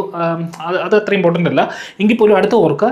ഇനി PBG രാംജിയിൽ അഗ്രികൾച്ചർ പൗസ് എന്നൊരു കോൺസെപ്റ്റ് ഇവിടെ വന്നു. ഈ അഗ്രികൾച്ചർ പൗസ് എന്ന് പറഞ്ഞാൽ 60 day അഗ്രികൾച്ചർ പൗസ് എന്ന സംഭവം പറഞ്ഞത് പീക്ക് സോയിങ് ആൻഡ് ഹാർവസ്റ്റിംഗ് സീസണിൻ്റെ സമയത്ത് വരുന്നതാണ്. അപ്പോൾ അത് എത്ര ദിവസത്തെ അഗ്രികൾച്ചർ പൗസ് ആണെന്ന് ഓർക്കണം, 60 ദിവസത്തെയാണെന്ന് ഓർക്കണം, 60 day ആണ്. അതുപോലെ state government can notify advance which periods, അത് പോട്ടെ, അത് നമുക്ക് ഇമ്പോർട്ടൻ്റ് അല്ല. നമ്മുടെ ഇതിൽ 60 day എന്നുള്ള ദിവസം നമ്മൾക്ക് ഇമ്പോർട്ടൻ്റ് ആണ്. ഓക്കെ, അത് പറഞ്ഞു. അതുപോലെ PBG രാംജിയുടെ കോസ്റ്റ് ഷെയറിംഗ് ഓർക്കണം, 60-40 റേഷ്യോ ആണെന്ന് ഓർക്കുക. സെൻട്രലി സ്പോൺസേർഡ് സ്കീമാണ്, 60 സെൻറ്ററും 40 എന്ന് പറയുന്നത് സ്റ്റേറ്റും ആണ്. ഓക്കെ, അത് ഇമ്പോർട്ടൻ്റ് ആണ്, അത് ഓർക്കുക. 60-40 അത് സെൻട്രൽ സ്റ്റേറ്റ്, മോസ്റ്റ് സ്റ്റേറ്റ്, അതായത് കൂടുതൽ വലിയ സ്റ്റേറ്റുകളിലൊക്കെ ഇതാണ്. അതേസമയത്ത് നോർത്ത് ഈസ്റ്റേൺ ആൻഡ് ഹിമാലയൻ സ്റ്റേറ്റിൽ 90-10 ആണ്. ഓക്കെ, 90 സെൻട്രലും 10 എന്ന് പറയുന്നത് സ്റ്റേറ്റും ആണെന്ന് ഓർക്കുക. അതുപോലെ 100% സെൻട്രൽ ഫണ്ടിങ് ആണ് UTs വിത്തൗട്ട് ലെജിസ്ലേച്ചേഴ്സ് എന്ന് പറയുന്നത്. ഓക്കെ, ഇതൊക്കെയാണ് PBG രാംജിനെ പറ്റി പറയാനുള്ളത്. അൺഎംപ്ലോയ്മെൻറ്റ് എലമെൻറ്റ്സ് അത് പറഞ്ഞു. ഓക്കെ, ഇനി Viksit Bharat national rural infrastructure stack എന്ന് പറഞ്ഞൊരു സംഭവമുണ്ട്. അത് അത്ര ചോദിക്കാനുള്ള പോസിബിലിറ്റി കുറവാണ്, അത് നമ്മൾ അവിടെ പറയുന്നില്ല. ഓക്കെ, PM ഗതി അത് പറഞ്ഞു. ഓക്കെ, ദെൻ ഇതൊക്കെയാണ് PBG രാംജിയുടെ കാര്യങ്ങൾ ഇമ്പോർട്ടൻ്റ് ഓർക്കുക. അപ്പം പ്രധാനമായിട്ടും PBG രാംജി ഓർക്കേണ്ടത്, നിങ്ങൾക്ക് ഈ പേര് 2026 മാറ്റിയത്, ആ ബില്ല് അവതരിപ്പിച്ചത് മിനിസ്റ്റർ ഓഫ് റൂറൽ ഡെവലപ്മെൻറ്റ് ആയിരുന്ന ശിവരാജ് സിംഗ് ചൗഹാൻ ആയിരുന്നു എന്ന് ഓർക്കുക. അതുപോലെ 100 ദിവസം എന്നുള്ളത് 125 ദിവസമായിട്ട് 25% ഇൻക്രീസ് ചെയ്ത് 125 ദിവസമായിട്ട് കൂടി എന്ന് ഓർക്കുക. പിന്നെ 60 day അഗ്രികൾച്ചർ പൗസിൻ്റെ 60 days അഗ്രികൾച്ചർ പൗസിൻ്റെ കാര്യം പറഞ്ഞു. ഇതൊക്കെയാണ് PBG രാംജി ആയിട്ട് ബന്ധപ്പെട്ട് ഇമ്പോർട്ടൻ്റ് കാര്യങ്ങൾ പറയാനുള്ളത്. ഓക്കെ, ദെൻ നമുക്ക് അടുത്ത ടോപ്പിക്കിലേക്ക് പോകാം. അടുത്ത ടോപ്പിക്ക് നമ്മൾ ഡിഫൻസുമായിട്ട് ബന്ധപ്പെട്ട ഇമ്പോർട്ടൻറ്റ് കാര്യങ്ങളാണ് നമ്മൾ ഡിസ്കസ് ചെയ്യുന്നത്. ഡിഫൻസ്, അതിൽ മിലിറ്ററി എക്സസൈസുകളുണ്ട്, അങ്ങനെ പല കാര്യങ്ങളുണ്ട്, അതിനെപ്പറ്റിയാണ് നമ്മൾ ഡിസ്കസ് ചെയ്യുന്നത്. ഓക്കെ, അപ്പം ഇത് മുമ്പ് ചോദിച്ചിരിക്കുന്ന ചോദ്യങ്ങളാണ്. ടാലിസ്മാൻ സബ്രേ ഇത് ഏത് മിലിറ്ററി എക്സസൈസാണ് ഇന്ത്യ പാർട്ടിസിപ്പേറ്റ് ചെയ്തതാണ്, ഏത് രാജ്യത്തിൻ്റെ എന്ന് ചോദിച്ചാൽ ഓസ്ട്രേലിയ ആയിരുന്നു. അതുപോലെ തന്നെ ഒരു ചോദ്യമായിരുന്നു സപ്പട്ട് 2025, അത് റഷ്യ ആയിട്ടായിരുന്നു. അപ്പോൾ ഇതൊക്കെ ചോദിക്കുന്നതാണ്, റിപ്പീറ്റ്ലി ഇങ്ങനത്തെ മിലിറ്ററി എക്സസൈസുകൾ സംഭവങ്ങൾ ചോദിക്കുന്നതാണ്. അപ്പം നമുക്ക് റീസെൻ്റ് ആയിട്ട് നടന്ന കറണ്ട് അഫേഴ്സിലുള്ള എക്സസൈസുകളെ പറ്റി നമുക്ക് ഡിസ്കസ് ചെയ്യാം. അപ്പോൾ ആദ്യം പറയുന്നത് ദോസ്തിയാണ്. ഇതൊരു ട്രൈലാറ്ററൽ എക്സസൈസ് ആണെന്ന് ഓർക്കാം, 3 രാജ്യങ്ങൾ ചേർന്ന് നടത്തിയതാണ്. ദോസ്തി ട്രൈലാറ്ററൽ കോസ്റ്റ് ഗാർഡ് എക്സസൈസ് എന്ന് പറഞ്ഞാൽ 2026 നടന്നു. അപ്പോൾ ഏതൊക്കെയാണ് ആ 3 രാജ്യങ്ങളെന്ന് നോക്കാം. ദോസ്തി ട്രൈലാറ്ററൽ കോസ്റ്റ് ഗാർഡ് എക്സസൈസിലെ 3 രാജ്യങ്ങൾ ആരൊക്കെയാണെന്ന് നോക്കാം. ഇന്ത്യ ഉണ്ട്, ശ്രീലങ്ക ഉണ്ട്, മാൽദീവ്സ് ഉണ്ടെന്ന് നോക്കാം. ഈ 3 രാജ്യങ്ങളാണ് Dosti trilateral coast guard exercise 2026 participate ചെയ്തതെന്ന് ഓർക്കുക. അപ്പോൾ ഇത് 17ാമത്തെ എഡിഷനാണ് 2026 നടന്നത്. 17ാമത്തെ എഡിഷൻ ആണെന്ന് ഓർക്കുക. അത് ബൈനിയലാണ്, 2 വർഷത്തിൽ ഒരിക്കലാണ് ഇത് നടക്കുന്നത് ഓർക്കുക. ആനുവൽ അല്ല, ബൈനിയലാണ്. അപ്പം ദോസ്തി ട്രൈലാറ്ററൽ കോസ്റ്റ് ഗാർഡ് എക്സസൈസ് 2026 നടന്നു. അത് ഇന്ത്യ, ശ്രീലങ്ക, മാൽദീവ്സ് ആണ് അതിൽ പങ്കെടുത്തത്. 17ാമത്തെ എഡിഷൻ ആയിരുന്നു. ബൈനിയലാണ് ഇത് നടക്കുന്നതെന്ന് ഓർക്കുക. ഓക്കെ, ഇത് നടന്നത് മാൽദീവ്സ് വെച്ചിട്ടാണ് നടന്നതെന്ന് ഓർക്കുക. നടന്ന സ്ഥലം ഇമ്പോർട്ടൻ്റ് ആണെന്ന് ഓർക്കുക. മാൽദീവ്സ് വെച്ചാണ് ഇത് നടന്നതെന്ന് ഓർക്കുക. ഓക്കെ, അപ്പോൾ ഇനി അടുത്തത് പറയുന്നത് എക്സസൈസ് കാഞ്ചാറിനെ പറ്റിയാണ്. ഇപ്പോൾ എക്സസൈസ് കാഞ്ചാർ എന്ന് പറഞ്ഞാൽ അതിൻ്റെ 13ാമത്തെ എഡിഷനാണ് ഇപ്പോൾ നടന്നത് 2026. അത് ഇന്ത്യയും കിർഗിസ്ഥാനും തമ്മിലാണ് നടന്നതെന്ന് ഓർക്കുക. അപ്പം 13ാമത്തെ എഡിഷനാണ് കാഞ്ചാർ നടന്നത്, ഇന്ത്യയും കിർഗിസ്ഥാനും തമ്മിലാണ്. അത് ആസാമിലാണ് നടന്നതെന്ന് ഓർക്കുക. മിസമാരി എന്ന് പറഞ്ഞാൽ ആസാമിൻ്റെ പ്രദേശത്താണ് 13ാമത്തെ എഡിഷനായ എക്സസൈസ് കാഞ്ചാർ നടന്നത്. ഇന്ത്യയും കിർഗിസ്ഥാനും തമ്മിലുള്ള എക്സസൈസ് ആണ് ഇതെന്ന് ഓർക്കുക. ഓക്കെ, ദെൻ പറയുന്നത് VO ചിദംബരനാർ പോർട്ടിനെ പറ്റിയാണ്. എന്തുകൊണ്ടാണ് VO ചിദംബരനാർ പോർട്ട് ന്യൂസിൽ വന്നതെന്ന് ചോദിച്ചാൽ, VO ചിദംബരനാർ പോർട്ടിൽ ആൻറ്റി ഡ്രോൺ സിസ്റ്റം യൂസ് ചെയ്യുന്ന ഇന്ത്യയിലെ ഫസ്റ്റ് മേജർ പോർട്ടായിട്ട് VO ചിദംബരനാർ പോർട്ട് വന്നു. ഓക്കെ, അപ്പോൾ അത് ഓർത്തോണം, അത് തൂത്തുക്കുടിയാണ്, തമിഴ്നാട്ടിലാണ് ലൊക്കേറ്റ് ചെയ്തതെന്ന് ഓർക്കുക. അപ്പം ആൻറ്റി ഡ്രോൺ സിസ്റ്റം യൂസ് ചെയ്ത ഇന്ത്യയിലെ ഫസ്റ്റ് മേജർ പോർട്ട് ഏതാണെന്ന് ചോദിച്ചാൽ VO ചിദംബരനാർ പോർട്ടാണെന്ന് ഓർക്കുക. ഓക്കെ, ഇനി അടുത്തത് പറയുന്നത് എക്സസൈസ് ധർമ്മ ഗാർഡിയനെ പറ്റിയാണ്. എക്സസൈസ് ധർമ്മ ഗാർഡിയൻ ഏത് രാജ്യമായിട്ടാണ്? ജപ്പാനായിട്ടാണല്ലേ.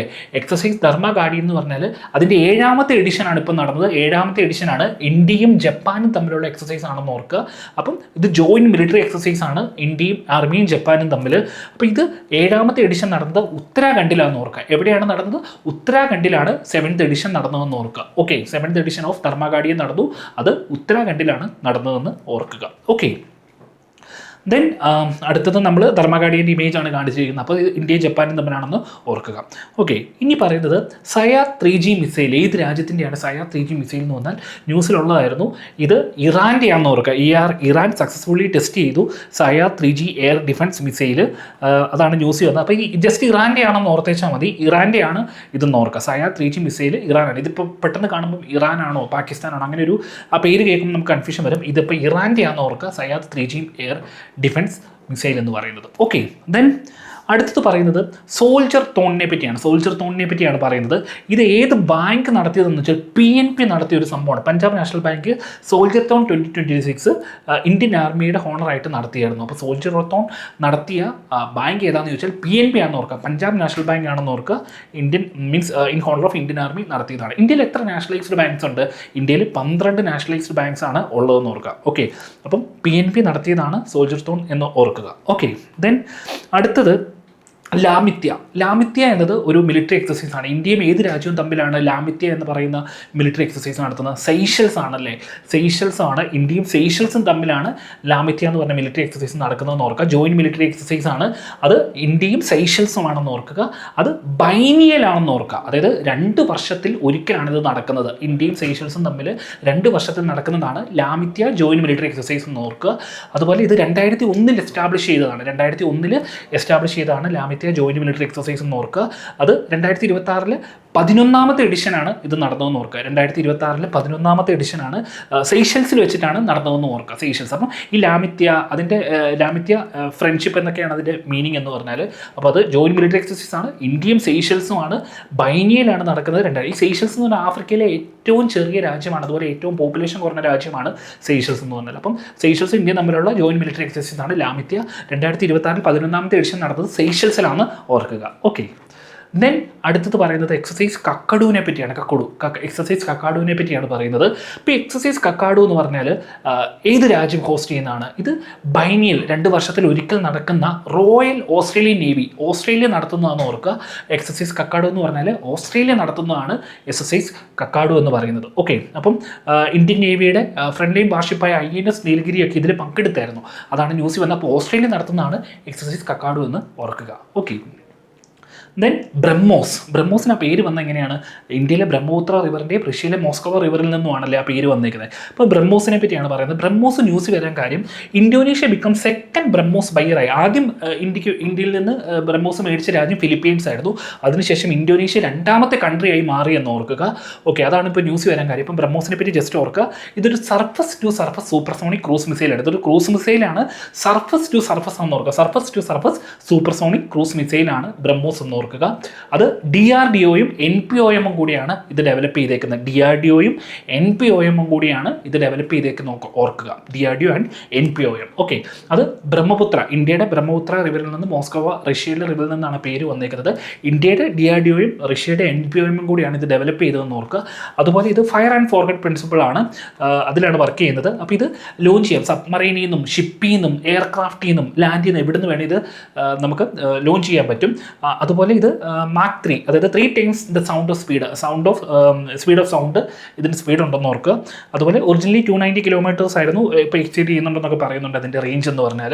ഓക്കെ, അപ്പം ഇന്ത്യ ആദ്യമായിട്ട് ഇത് എക്സ്പോർട്ട് ചെയ്തത് ഏത് രാജ്യത്തിലേക്കാണെന്ന് ചോദിച്ചാൽ ഫിലിപ്പീൻസ് ആയിരുന്നു 2024. ഇപ്പോൾ അത് ഇന്തോനേഷ്യയിലേക്കും കൂടി എക്സ്പോർട്ട് ചെയ്തു. അപ്പം ഫിലിപ്പീൻസ് എന്ന് ഓർക്കണം. ആദ്യത്തെ രാജ്യം ഫിലിപ്പീൻസ് ആയിരുന്നു ഇന്ത്യ ഇത് ആദ്യമായിട്ട് എക്സ്പോർട്ട് ചെയ്തതെന്ന് ഓർക്കുക. ഓക്കെ, അതേസമയത്ത് ഇന്ത്യ ഏത് രാജ്യമായിട്ട് ജോയിൻ്റ് ആണ് ഇത് ഡെവലപ്പ് ചെയ്തതെന്ന് ചോദിച്ചാൽ റഷ്യ ആണെന്ന് ഓർക്കുക. ഓക്കെ, അതാണ് ബ്രഹ്മോസിനെ പറ്റി പറയാനുള്ളത്. ഇനി ഒരു ഇമ്പോർട്ടൻറ്റ് എക്സസൈസ് ആണ് എക്സസൈസ് സൈക്ലോണിനെ പറ്റിയാണ് പറയുന്നത്. സൈക്ലോൺ എന്ന് പറഞ്ഞാൽ ഇന്ത്യയും ഈജിപ്തും തമ്മിലുള്ളതെന്ന് ഓർക്കുക. ഇന്ത്യ ഈജിപ്തിൻ്റെ എക്സസൈസ് ആണ് സൈക്ലോൺ എന്ന് പറഞ്ഞാൽ. അത് 4ാമത്തെ എഡിഷനാണ് ഇപ്പം നടന്നത്. അത് ഈജിപ്തിലാണ് നടന്നത്. അൻഷാസ് എന്ന് പറഞ്ഞാൽ ഈജിപ്തിലാണെന്ന് നടന്നതെന്ന് ഓർക്കുക. സൈക്ലോൺ ഈ എക്സസൈസ് സൈക്ലോണും ഉണ്ട്, ഡെസേർട്ട് സൈക്ലോൺ ഉണ്ട്. ഡെസേർട്ട് സൈക്ലോൺ എന്ന് പറഞ്ഞാൽ ഇന്ത്യയും UAEയും തമ്മിലാണെന്ന് ഓർക്കുക. അത് മാറിപ്പോല്. അപ്പം വെറും സൈക്ലോൺ എന്ന് പറഞ്ഞ എക്സസൈസ് 4ാമത്തെ എഡിഷൻ ഇപ്പം നടന്നു. അത് ഈജിപ്തിലാണ് നടന്നത്. ഇന്ത്യയും ഈജിപ്തും തമ്മിലാണെന്ന് ഓർക്കുക. ഓക്കെ, അത് ഇമ്പോർട്ടൻ്റ് ആണ്. അതുപോലെ എക്സസൈസ് ദസ്ലിക് എന്ന് പറയുന്നത് ഇന്ത്യയും ഉസ്ബെക്കിസ്ഥാനും തമ്മിലാണെന്ന് ഓർക്കുക. ഇന്ത്യയും ഉസ്ബെക്കിസ്ഥാനും തമ്മിലുള്ളതാണ്. അപ്പം ദസ്ലിക് ഇപ്പം നടന്നു. അതിൻ്റെ 7ാമത്തെ എഡിഷനാണ് ദസ്ലിക് നടന്നത്. അത് ഉസ്ബെക്കിസ്ഥാനിൽ വെച്ചാണ് നടന്നത്. അപ്പോൾ ഇന്ത്യയും ഉസ്ബെക്കിസ്ഥാനും തമ്മിലുള്ള എക്സസൈസാണ് ദസ്ലിക് എന്ന് ഓർക്കുക. അത് ഉസ്ബെക്കിസ്ഥാനിൽ വെച്ച് ഇപ്പം നടന്നു, 7ാമത്തെ എഡിഷൻ നടന്നു എന്ന് ഓർക്കുക. ഉസ്ബെക്ക് ലാംഗ്വേജിൽ ഫ്രണ്ട്ഷിപ്പ് എന്നാണ് ഇതിൻ്റെ മീനിങ്. ഞാൻ പറഞ്ഞു മിക്ക എക്സസൈസും, ഇന്ത്യയുടെ മിക്ക എക്സസൈസുകളും ഇങ്ങനെ ലാമിത്യ അങ്ങനെ പലതുണ്ടല്ലോ, എഗ്വരിൻ എന്ന് പറഞ്ഞാൽ ഇന്ത്യയും മാൽദീവ്സും തമ്മിലാണ്. അതിനെല്ലാം മീനിങ് എന്ന് പറഞ്ഞാൽ ഫ്രണ്ട്ഷിപ്പ് ആ രീതിയിലാണ്. ഓക്കെ, അപ്പം ഉസ്ബെക്ക് ലാംഗ്വേജിൽ ഫ്രണ്ട്ഷിപ്പ് എന്നാണ് ദസ്ലിക് എന്ന വാക്കിൻ്റെ അർത്ഥം. ഓക്കെ, അപ്പം അടുത്ത ടോപ്പിക്കിലേക്ക് പോകാം. ഡൈവെക്സ് എന്ന് പറഞ്ഞാൽ ഏത് രാജ്യമായിട്ടായിരുന്നു? ഇന്ത്യ. അപ്പം ഡൈവെക്സ് എന്ന് പറഞ്ഞാൽ ഇന്ത്യയും ശ്രീലങ്കയും തമ്മിലാണെന്ന് ഓർക്കുക ഡൈവെക്സ് എന്ന് പറഞ്ഞാൽ. അപ്പോൾ India Sri Lanka naval forces unite for advanced diving exercise ആണ്, കൊളംബോയിൽ വെച്ചാണ്. അപ്പം 4th എഡിഷനാണ് ഇപ്പോൾ നടന്നത്. കൊളംബോ ശ്രീലങ്കയിൽ വെച്ചാണ് നടന്നതെന്ന് ഓർക്കുക. അപ്പം ഇന്ത്യയും ശ്രീലങ്കയും നേവിയും തമ്മിലുള്ളതാണ് ഡൈവെക്സ് എന്ന് ഓർക്കുക. ഓക്കെ, ഇനി സിൻപാക്സ്, അടുത്തത് സിൻപാക്സ് ആണ്. സിൻപാക്സ് എന്ന് പറയുന്നത് ഏതാണ്? ഇന്ത്യയും കംബോഡിയയും തമ്മിലുള്ളതാണ്. അതിൻ്റെ 2ാമത്തെ എഡിഷനാണ് സിൻപാക്സിൻ്റെ ഇപ്പം നടന്നതെന്ന് ഓർക്കുക. സിൻപാക്സ് ഇന്ത്യയും കംബോഡിയയും തമ്മിലാണ് 2ാമത്തെ എഡിഷനാണ് ഇപ്പോൾ നടന്നതെന്ന് ഓർക്കുക. അതിപ്പം നടന്നത് കംബോഡിയയിൽ വെച്ചിട്ട് തന്നെയാണ് അത് നടന്നത്. അപ്പം ഫസ്റ്റ് എഡിഷൻ സിൻപാക്സിൻ്റെ 2nd എഡിഷനാണ് ഇപ്പോൾ നടന്നത്. ഫസ്റ്റ് എഡിഷൻ നടന്നത് പൂനെ മഹാരാഷ്ട്രയിലായിരുന്നു 2024. ഓക്കെ, ഇതിൻ്റെ 2nd എഡിഷനാണ് 2026 ഇപ്പോൾ കംബോഡിയയിൽ നടന്നതെന്ന് ഓർക്കുക. ഓക്കെ, സിൻപാക്സ് എക്സസൈസ് അത് ജോയിൻറ്റ് മിലിറ്ററി എക്സസൈസ് ആണെന്നും ഓർക്കുക. ഓക്കെ, അപ്പം നമ്മൾ മിലിറ്ററി എക്സസൈസ് കുറേ പറഞ്ഞുവല്ലേ. അപ്പോൾ ജസ്റ്റ് നിങ്ങൾ ഇമ്പോർട്ടൻറ്റ് സംഭവങ്ങളെല്ലാം ഓർക്കുക. ധർമ്മഗാഡിയും ജപ്പാനായിരുന്നു. അതുപോലെ നമ്മൾ പറയാത്ത കുറച്ച് സംഭവങ്ങളുണ്ട്. അപ്പം മിത്രശക്തി എന്ന് പറഞ്ഞാൽ ഏതൊക്കെയായിരുന്നു? ഏത് രാജ്യങ്ങൾ തമ്മിൽ? ഇന്ത്യ ശ്രീലങ്കയായിരുന്നു. ഓക്കെ, അതുപോലെ വെറും ശക്തി ഉണ്ടല്ലേ, വെറും ശക്തി എന്ന് പറഞ്ഞാൽ ഏതായിരുന്നു? ഇന്ത്യ ഫ്രാൻസ് ആയിരുന്നു. അതുപോലെ ഹരിമോ ശക്തി ഉണ്ട്. ഹരിമോ ശക്തി ആരായിരുന്നു? ഇന്ത്യയും മലേഷ്യയാണെന്ന് ഓർക്കുക. ഓക്കെ, അങ്ങനെ കുറച്ചധികം എക്സസൈസുകളുണ്ട്. ആ എക്സസൈസുകളെല്ലാം ന്യൂസിലുള്ള സംഭവങ്ങളെല്ലാം നമ്മളിപ്പോൾ ഇവിടെ പറഞ്ഞിട്ടുണ്ട്. ഇനി CDS ആണ്, ചീഫ് ഓഫ് ഡിഫൻസ് സ്റ്റാഫ് എന്ന് പറയില്ലേ. ഇന്ത്യയിലെ ഒരു വലിയൊരു പൊസിഷനാണല്ലേ, 2019 വന്ന പൊസിഷനാണ്. ബിപിൻ റാവത്ത് ആയിരുന്നു ആദ്യത്തെ CDS എന്നൊക്കെ പറഞ്ഞാൽ. അപ്പം CDS എന്ന് പറഞ്ഞ പോസ്റ്റ് ഉണ്ട്. ചീഫ് ഓഫ് ഡിഫൻസ് സ്റ്റാഫ് പുതിയൊരാൾ വന്നു. അപ്പോൾ അദ്ദേഹത്തിൻ്റെ പേര് NS രാജസുബ്രഹ്മണ്യാണ്. അദ്ദേഹമാണ് ഇന്ത്യയുടെ ഇപ്പോഴത്തെ ചീഫ് ഓഫ് ഡിഫൻസ് സ്റ്റാഫ് എന്ന് ഓർക്കുക, NS രാജസുബ്രഹ്മണ്യം. അപ്പോൾ ഒഫീഷ്യലി ഇദ്ദേഹത്തിന് ടേക്ക് ചാർജ് ചെയ്തു 2026 മെയ് 31. അനിൽ ചൗഹാൻ ആയിരുന്നു നമ്മുടെ CDS. അദ്ദേഹത്തിന് മാറിയിട്ടാണ് ഇപ്പം NS രാജസുബ്രഹ്മണ്യം എന്ന് പറഞ്ഞ വ്യക്തി വന്നത്. അപ്പം ഓർത്തോണം, ഇദ്ദേഹം ഹയസ്റ്റ് റാങ്കിങ് മിലിറ്ററി ഓഫീസറാണ്. Principal military adviser to defence minister ആണ് ട്രൈ സർവീസ് മാറ്റേഴ്സിൽ. അതും ഇമ്പോർട്ടൻ്റ് ആണ്. അതുപോലെ ഇന്ത്യയുടെ ഫസ്റ്റ് CDS എന്ന് പറഞ്ഞാൽ 2019 ഡിസംബർ 31 ആരായിരുന്നു? ജനറൽ ബിപിൻ റാവത്ത് ആയിരുന്നു അല്ലേ. അപ്പോൾ ഇപ്പോൾ നിലവിലെ CDS ഓർക്കണം, അത് NS രാജസുബ്രഹ്മണ്യാണെന്ന് ഓർക്കാം. നിലവിലെ CDS NS രാജസുബ്രഹ്മണ്യാണ്. ഓക്കെ, ഇനി നമ്മൾ ഏകദേശം ഡിഫൻസുമായിട്ട് ബന്ധപ്പെട്ട ഇമ്പോർട്ടൻറ്റ് കറണ്ട് അഫേഴ്സിലുള്ള കാര്യങ്ങളൊക്കെ നമ്മൾ പറഞ്ഞു. ഇനി നമ്മൾ പറയുന്നത് കുറച്ച് അവാർഡ്സിനെ പറ്റിയാണ്. അതിൽ ആദ്യം നമ്മൾ പറയുന്നത് ഇമ്പോർട്ടൻ്റ് ആയ അവാർഡിൽ ഏറ്റവും ഇമ്പോർട്ടൻ്റ് ആയ സംഭവമാണ് 98th അക്കാഡമി അവാർഡ്സിൽ ഓസ്കാർ അവാർഡിലെ academy of motion picture arts and sciences അവരാണ് ഓസ്കാർ അവാർഡ് കൊടുക്കുന്നത്. ഇപ്പോൾ 98ാമത്തെ അക്കാഡമി അവാർഡാണ് 2026 കൊടുത്തത്. അപ്പോൾ അതിലെ ഇമ്പോർട്ടൻ്റ് അവാർഡുകളാണ് പറയുന്നത്. ഇമ്പോർട്ടൻറ്റ് കാര്യങ്ങളാണ് നമ്മൾ പറയുന്നത്. അതിൽ ആദ്യം പറയുന്നത് വൺ ബാറ്റിൽ ആഫ്റ്റർ അനദർ ആയിരുന്നു അല്ലേ, ഏറ്റവും മികച്ച ചിത്രമായിട്ട് ബെസ്റ്റ് ഫിലിമായിട്ട് തിരഞ്ഞെടുത്തത് അതായിരുന്നു അല്ലേ. അപ്പോൾ ഇതിൽ 2 ചിത്രങ്ങൾ വെരി ഇമ്പോർട്ടൻറ്റ്, നിങ്ങൾ ഓർത്തിരിക്കണം. ഏറ്റവും കൂടുതൽ അവാർഡ് കിട്ടിയിരിക്കുന്നത് വൺ ബാറ്റിൽ ആഫ്റ്റർ അനദറിനായിരുന്നു. എത്ര അവാർഡാണ്? 6 അവാർഡാണ് ഏറ്റവും കൂടുതൽ അവാർഡ് കിട്ടിയിരിക്കുന്നത്. ഈ 98th അക്കാഡമി അവാർഡ് 2026 കിട്ടിയിരിക്കുന്നത് വൺ ബാറ്റിൽ ആഫ്റ്റർ അനദറിനായിരുന്നു. അതേ സമയത്ത് ഏറ്റവും കൂടുതൽ നോമിനേഷൻ, ഓസ്കാറിൻ്റെ ചരിത്രത്തിൽ തന്നെ ഏറ്റവും കൂടുതൽ നോമിനേഷൻ കിട്ടിയിരിക്കുന്നത് സിന്നേഴ്സ് എന്ന ചിത്രത്തിനാണെന്ന് ഓർക്കണം. 16 എണ്ണമാണ് കിട്ടിയിരിക്കുന്നത്. മോസ്റ്റ് നോമിനേഷൻ കിട്ടിയിരിക്കുന്നത് സിന്നേഴ്സ് ആണ്, 16 എണ്ണം. ഇത് തമ്മിൽ കൺഫ്യൂഷൻ വരേണ്ടത്. മോസ്റ്റ് അവാർഡ്സ് വൺ ബാറ്റിൽ ആഫ്റ്റർ അനദറിനാണ് 6 അവാർഡ്. അതേസമയത്ത് ഏറ്റവും നോമിനേഷൻ സിന്നേഴ്സിനാണ് 16 ആണ്. അത് ഓസ്കാറിൻ്റെ ചരിത്രത്തിൽ തന്നെ ഏറ്റവും വലിയ റെക്കോർഡാണെന്ന് ഓർക്കുക. ഓക്കെ, അത് പറഞ്ഞു. അപ്പം ബെസ്റ്റ് പിക്ചർ ഓർക്കുക. ഇത് കുറച്ച് അവാർഡുകൾ ഇമ്പോർട്ടൻ്റ് ആണ്, നമ്മൾ എന്തായാലും നോക്കണം. ബെസ്റ്റ് പിക്ചർ വൺ ബാറ്റിൽ ആഫ്റ്റർ അനദർ ആണ്. അതുപോലെ ബെസ്റ്റ് ഡയറക്ടർ എന്ന് പറഞ്ഞാൽ വൺ ബാറ്റിൽ ആഫ്റ്റർ അനദറിൻ്റെ ഡയറക്ടറായ പോൾ തോമസ് ആൻഡേഴ്സൺ ആണ്. ഓക്കെ, ദെൻ ഞാൻ സ്പീഡിൽ പറഞ്ഞു പോവുകയാണ്, കാരണം മാക്സിമം കണ്ടന്റ് നിങ്ങൾക്ക് എത്തണം, അതിനുവേണ്ടിയാണ്. ഓക്കെ, ഇനി actor in leading role Michael B Jordan, Sinners ആണ്. ഓക്കെ, അതുപോലെ actress in leading role Jessie Buckley, Hamlet ആണ്. ഓക്കെ, പിന്നെ സപ്പോർട്ടിംഗ് റോൾ അത് ഞാൻ പറയുന്നില്ല. ഓക്കെ, അത് നിങ്ങൾ നോക്കുക, ജസ്റ്റ് നോക്കുക. ഓക്കെ, പിന്നെ ഇൻ്റർനാഷണൽ ഫീച്ചർ ഫിലിം നോക്കുക, നോർവേ, അതും ജസ്റ്റ് നോക്കുക. Animated feature film, okay, then animated short film അതവിടെ നിൽക്കട്ടെ. Okay, documentary feature film, okay, documentary short film അതവിടെ നിൽക്കട്ടെ. ഇത് ഇമ്പോർട്ടൻ്റ് ആണ്. ഈ സംഭവം നിങ്ങൾക്ക് ഇമ്പോർട്ടൻ്റ് ആണ്. കാരണം ഓട്ടം ഡുറാൾഡ് ആർക്കോപ്പോവിന് ആദ്യമായിട്ടാണ് സിനിമോട്ടോഗ്രഫിയിൽ ഒരു വനിതയ്ക്ക് ഓസ്കാർ കിട്ടുന്നത്. അതുകൊണ്ട് അതൊരു ഇമ്പോർട്ടൻ്റ് സംഭവമാണ്. അപ്പോൾ അത് ഓട്ടം ഡുറാൾഡ് ആർക്കോപ്പോവിനാണ് കിട്ടിയത്. സിന്നേഴ്സ് എന്ന ചിത്രത്തിനാണ് കിട്ടിയെന്ന് ഓർക്കുക. അപ്പം first woman to win the academy award for best cinematography കിട്ടിയത് ഓട്ടം ഡുറാൾഡ് ആർക്കോപ്പോവിനാണ്.